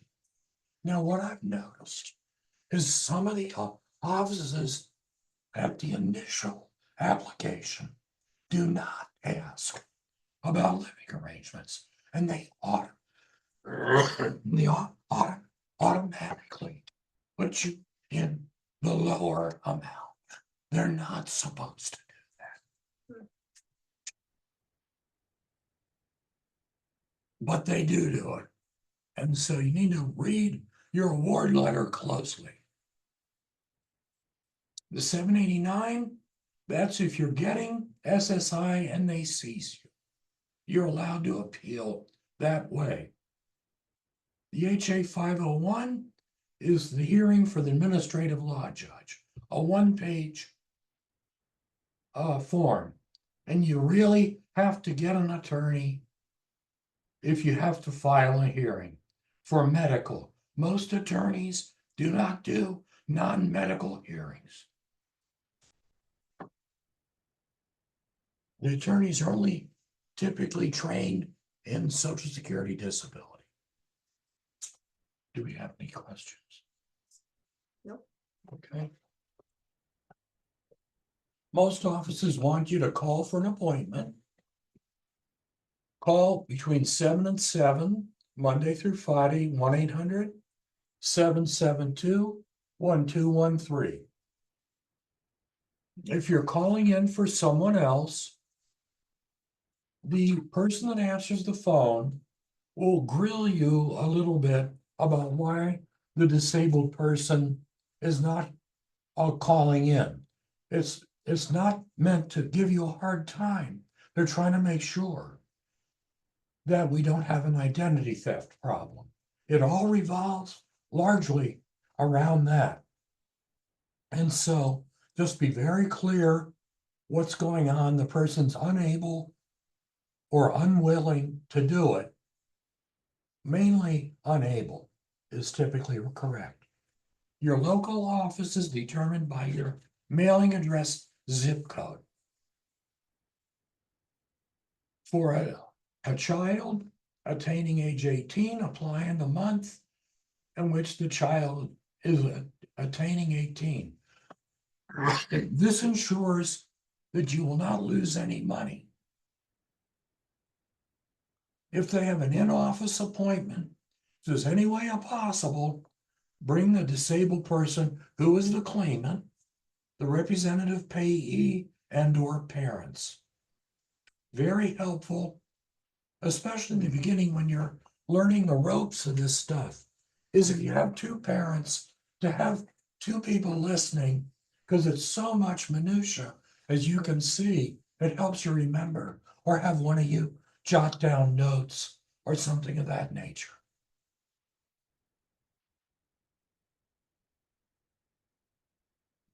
So for SSI disability, the non-medical they look at marital status, citizenship, living arrangements, income, and resources.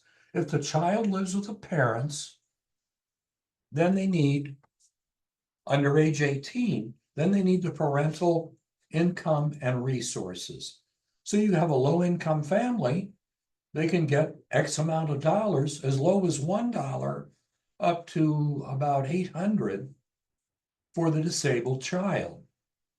And one of the draws to this is that you, even if you're getting $1 for the child, you makes you eligible for in-home supportive services, which can be an enormous help. And then the resources of the parents have to be low if the child's under age 18 and living at home. Then they need the disability information, that is doctors and hospitals, names, addresses, and phones. Dates can be approximate. You go nuts trying to find dates. So summer of 2021 is fine, things like that. And then, as we said earlier, you want to work with the analyst that has your case so that all the disability information is in file.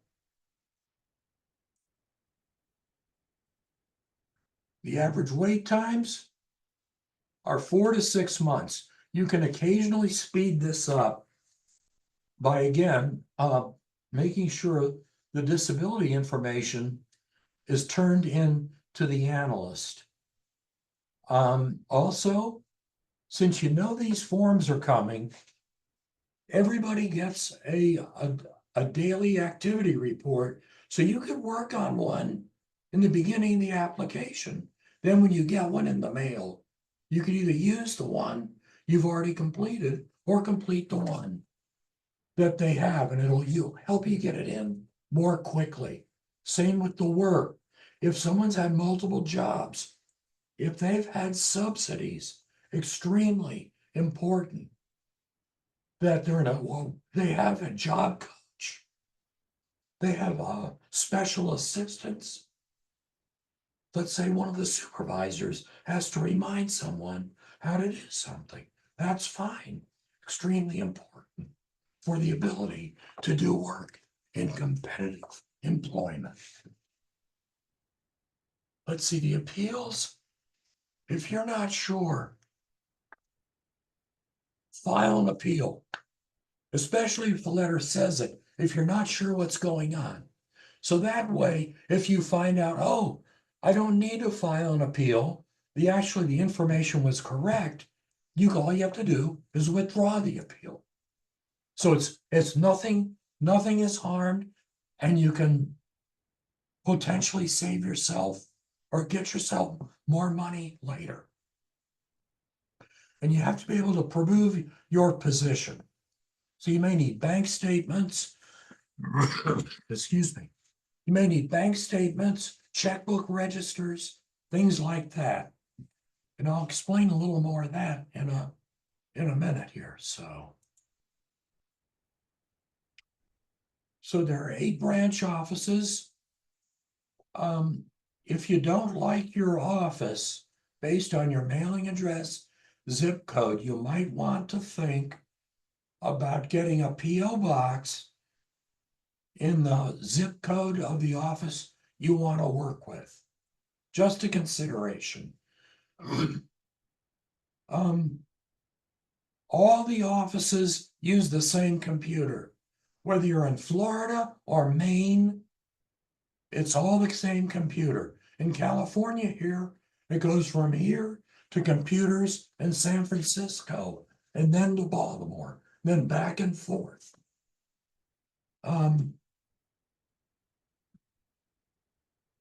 If you feel you're getting a runaround, try and ask for a supervisor. One of the unfortunate things I've noticed is they're having difficulty retaining employees, especially here, because the pay, even at the highest scale, you can't hardly live here. The job I had when I retired now pays, in round numbers, 100,000. You cannot live as a single person in California by yourself on 100,000. That would be a GS 11 step 10. So what happens is you might get somebody that's less qualified. Or what I have noticed, even including when I was working, if someone doesn't know the answer, they'll get nasty with you. Instead of saying, I don't know the answer, I'll go ask somebody, or I'll look up. So if they're nasty, it's a telltale sign they haven't a clue, or they're not willing to look it up. Sorry to tell you that, but that's the way it's been working, unfortunately. Most of the people at DDS are usually quite helpful and pleasant.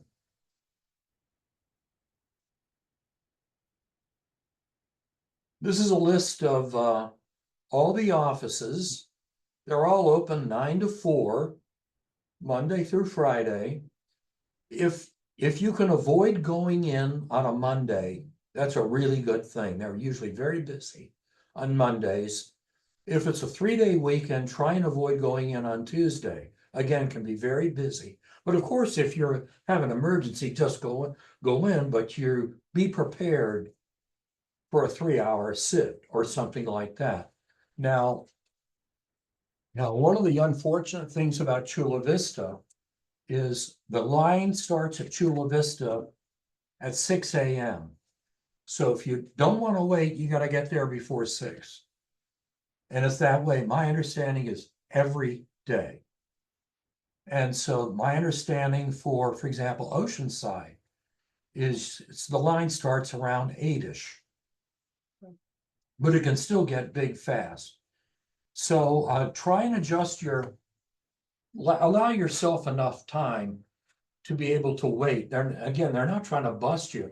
It's just they don't have enough, they're not willing to hire enough people. And things, as you can see from what we've gone through, can get very, very complicated quickly. So just be patient.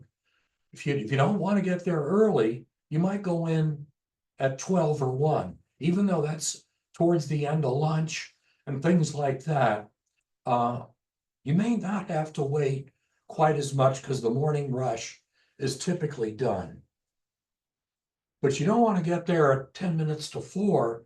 If you have a complicated case, that they may have to send you home and tell you to come back. Because the goal, of course, is to pay you correctly and timely. And if they don't have the information, they can't do it. And they want to try and pay everybody timely and correctly.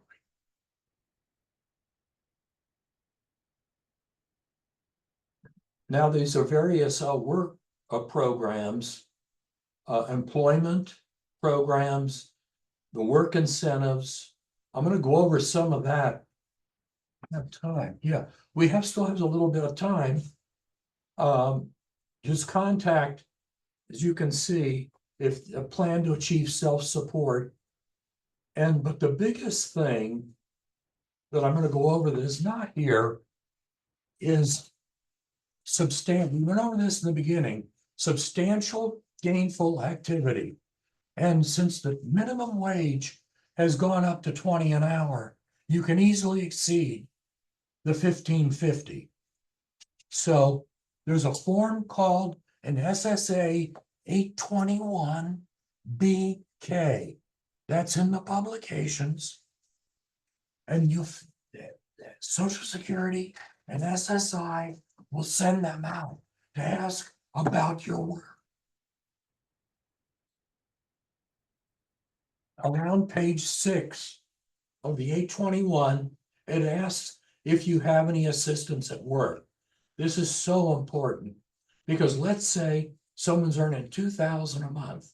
It appears they're over the 1550. But if they have a job coach, if let's say they have the supervisor due to their disability, excuse me, has to assist them every day, telling them what to do or when to take a break or allowing them to take a break, whatever's going on, that reduces the value of the work. So even though it looks like they're earning $2,000, the true value of the work might be $1,300 or less. So that can keep you from getting seized. I have a couple of the parents are from another country. Their son was born here. Their eyes glass over when they're reading these letters. They're simply too difficult. And so what happened is the office ceased them and they did not appeal timely. So 2 things happened. His Social Security disability stopped and his money stopped and he has a $4,500 overpayment. So you have to try and avoid this by giving a realistic assessment of how well the child or adult is doing. Many or some of the people at Regional Center, and I mean this in 100% positive, they are cheerleaders to try and help these people. They'll write, oh, they do a great job. Their money ceased. You have to take into account their disability. So the other is that a form is sent to the employer, an SSA 3033. This asks the employer, does the person receive a subsidy? Now, this particular, one other case that I worked on was working for Home Depot. And Home Depot didn't want to fill it out because thought they would get sued for criticizing the disabled man's work abilities. Well, that's not the case at all. We want to see what his true abilities are. So make sure the employer knows that. Make sure if this is happening, the employer gets one. The person that was seized, that they didn't understand the letter, they didn't even send SSA 3033 to the Home Depot. So he was really disadvantaged. So another babysitting, but just keep this in mind.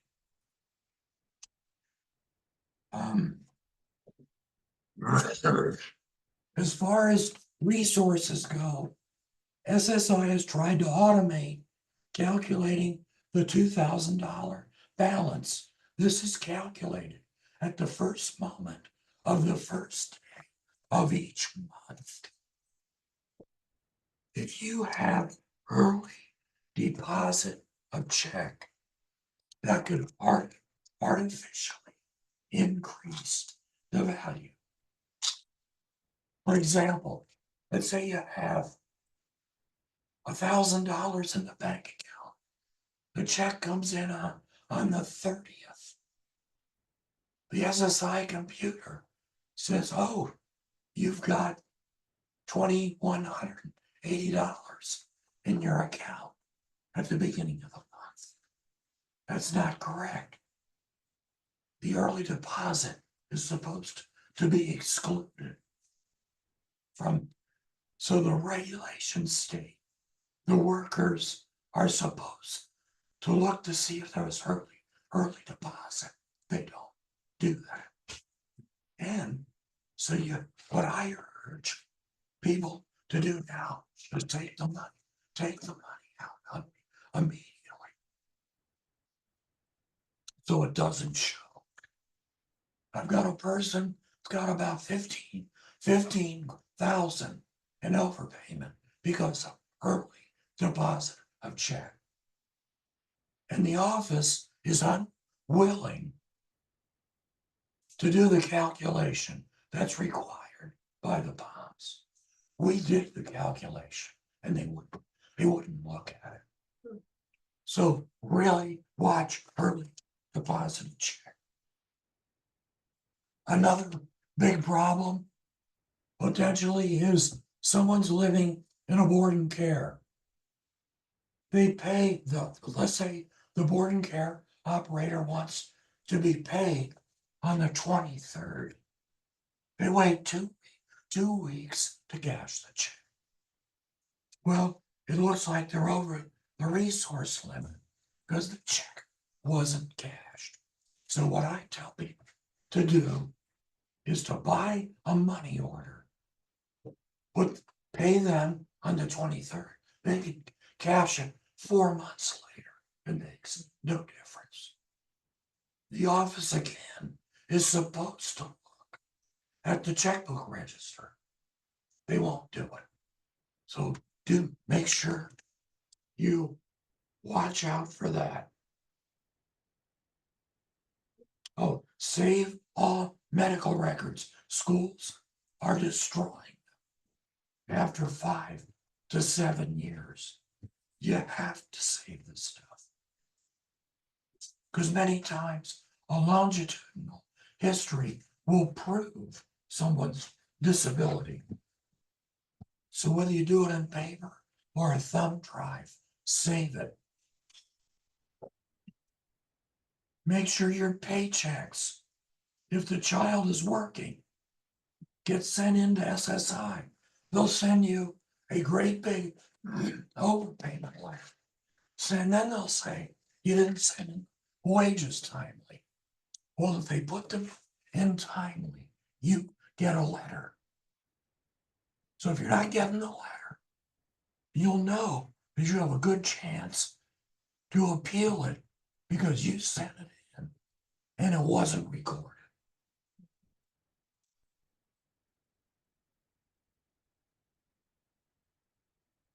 If you have a question. Oh.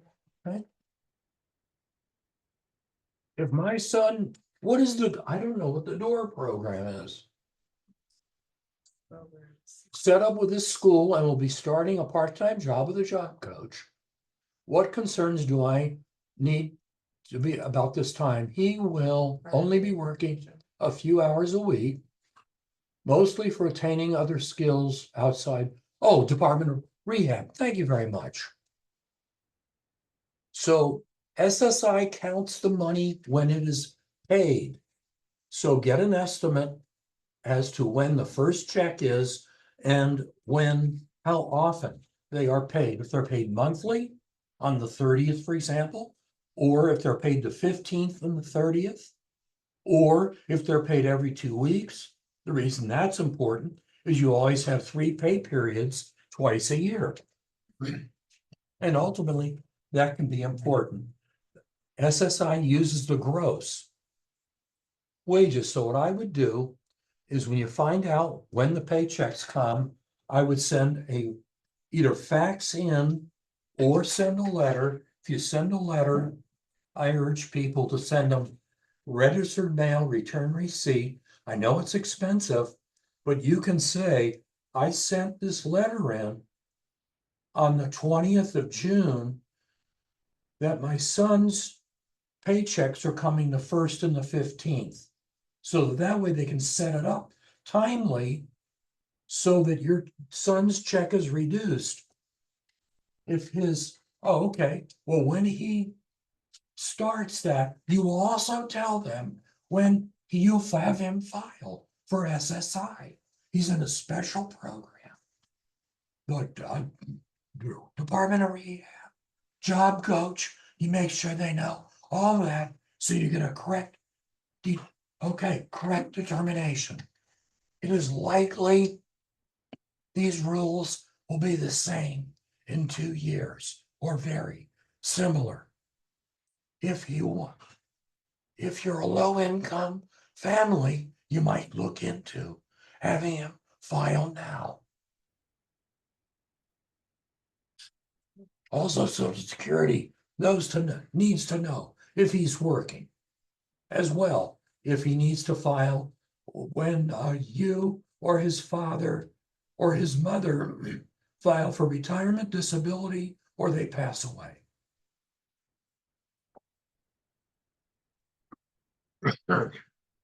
If I already said this, I'll say it one more time.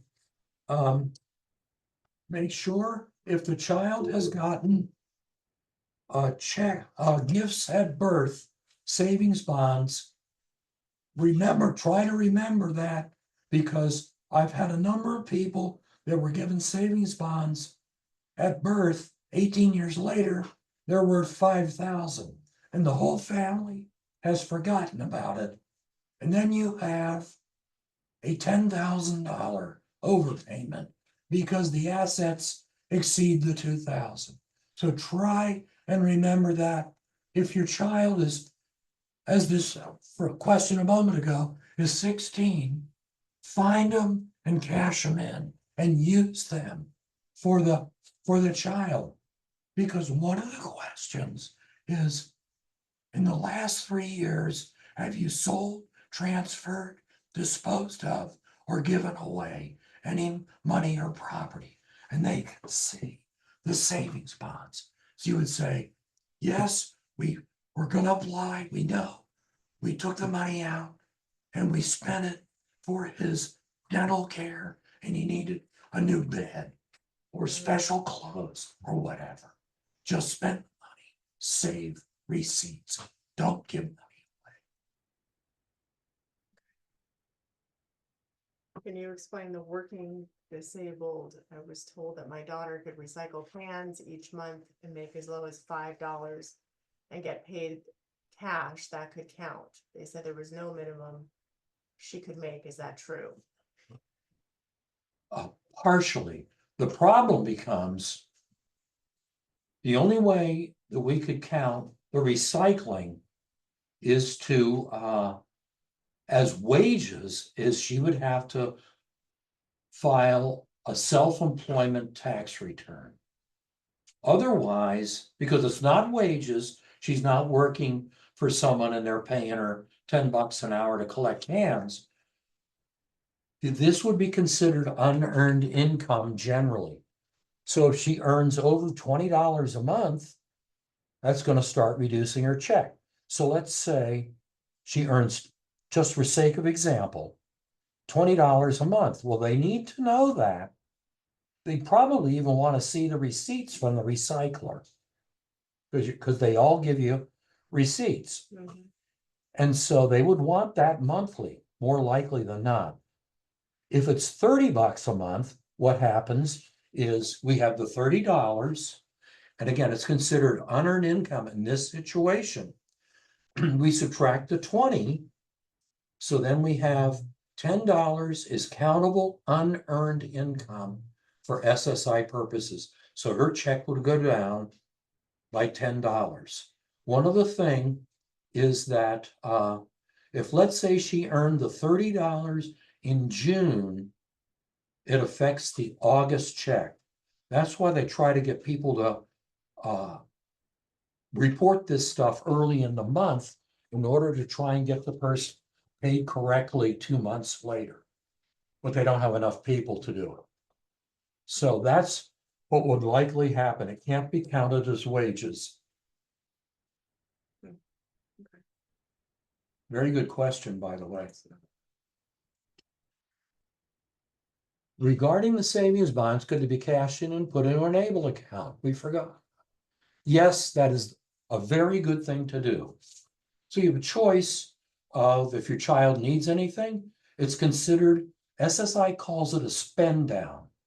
So if the child needed something or other, then you could buy that. Otherwise, you document it, you have the ABLE account, put the money in there. And that would count in this year towards the $18,000 ABLE account contribution limit. And that amount typically goes up every year. It's been going up every year. Yeah. The amount has. But also remember, as we said in the beginning, if your child dies unexpectedly, the state can potentially take that money for Medi-Cal, Medicaid use. So there's a, ABLE account. yes. Mhm. So there's a balancing act on how much you want to put in there. And that's my 2 cents on that. There's also some very good online organizations, not unlike the Special Needs Trust Foundation, that specializes in this ABLE account. And I've done some reading on that, and that is, as near as I can determine, very well done. Well, I think that is our presentation. If anybody has any other questions, now is the time. On the 28th, so 2 Fridays from now, we will be doing this again, but with legal representation on how to set up a special needs trust, how to potentially join the trust of the Special Needs Trust Foundation, your estate planning documents, and all of that. There was a second email invitation that went out with a separate Zoom link for that. You can certainly email me directly if you need that again. And we have a couple more questions here. Can you please repeat what to Google to see this? Yes, I'm glad to. So the POMS, just again, so that you know what it means, is Program Operations Manual System. That's the rule book for SSI and Social Security and disability and all that. So you will type in SSA POMS, and then you will type in, for the ABLE account, S as in Sam, I as important, and then we'll leave 1 space, 01130.740. Now this, as I tell everybody, is very slow reading. Even though I've been looking at this stuff for a very long time, I just have to slowly grind through it. And it really pays off because every word has been parsed, every word, every comma, everybody's paid attention to this. So it's slow reading, and you have to read it a couple of times, me too. And but you'll find that it's pretty helpful. And they have, I think, very good sections on contributions to the ABLE account, and also how the money's supposed to be spent rather. And make sure you keep receipts for the spending and the income. The next question is, how is special needs trust different from an ABLE account? That's a good question. What this is, it's let me think about that a minute. It's kind of quirky. All these rules are made up. So it's not necessarily logical. If the special needs trust pays food or shelter bills directly to the provider, the check can be reduced up to 300, little over 300 a month. If the ABLE account helps pay food and shelter bills, it doesn't count. It doesn't have to be logical. These are the rules. This is why I encourage everybody to have an ABLE account. You just don't know what's going to happen, or you may not need SSI now, but you may need it later. For example, you might be living at home and your Social Security is $1,200 a month or so. But then something happens and you need to move to a licensed board and care home. So then you can easily have the money from the SSI, and if you need any supplemental money, as long as it comes from the ABLE account, there's no negative effect on the check. Also, if you're going into a board and care, one of the questions is, what is the charge for the board and care? Now, there's two ways to answer this. One, what SSI wants, but they many times don't necessarily ask the question that way. I need to know what the food and the shelter bill is. Well, the food and the shelter bill is typically around 150 less in that range than the board and care payment, which is around 1,500. But what happens is the family will say, oh, the food and shelter bill is actually 2,000 a month because they help my disabled relative monitor their pills and they drive them to the doctor. But the true question is, what's the food and the shelter? The ABLE account, as you saw earlier in the presentation, can be used, for example, to pay for that monitoring of the medicine or helping them bathe, things of that nature. And the special needs trust can pay the ABLE account, but the special needs trust cannot pay. Yeah, food and it's shelter. really quirky. You got to run it We through do the that. ABLE account. And if needed, for example, the special needs trust is important. Let's say there's a lawsuit settlement and the disabled person gets a $300,000 settlement. Well, what the person is allowed to do, or the court is allowed to set it up to say, okay, disabled person gets this $300 settlement. It's being directed to the Special Needs Trust Foundation as a first party trust. And so that could, for all the rules that the first party trust has that Melissa would be administering, then that money is not counted towards the $2,000 limit. Now, however, if the person passes, that money can be taken to be used Medicaid, to reimburse Medicaid, Medi-Cal. But I think looking at the better thing is how the disabled person is being helped now by having that money, whether or not it might be attached later and it doesn't make a mess of the SSI or other programs that you're receiving. There's two more questions there. Meredith, could you please type your email? Yes, I will.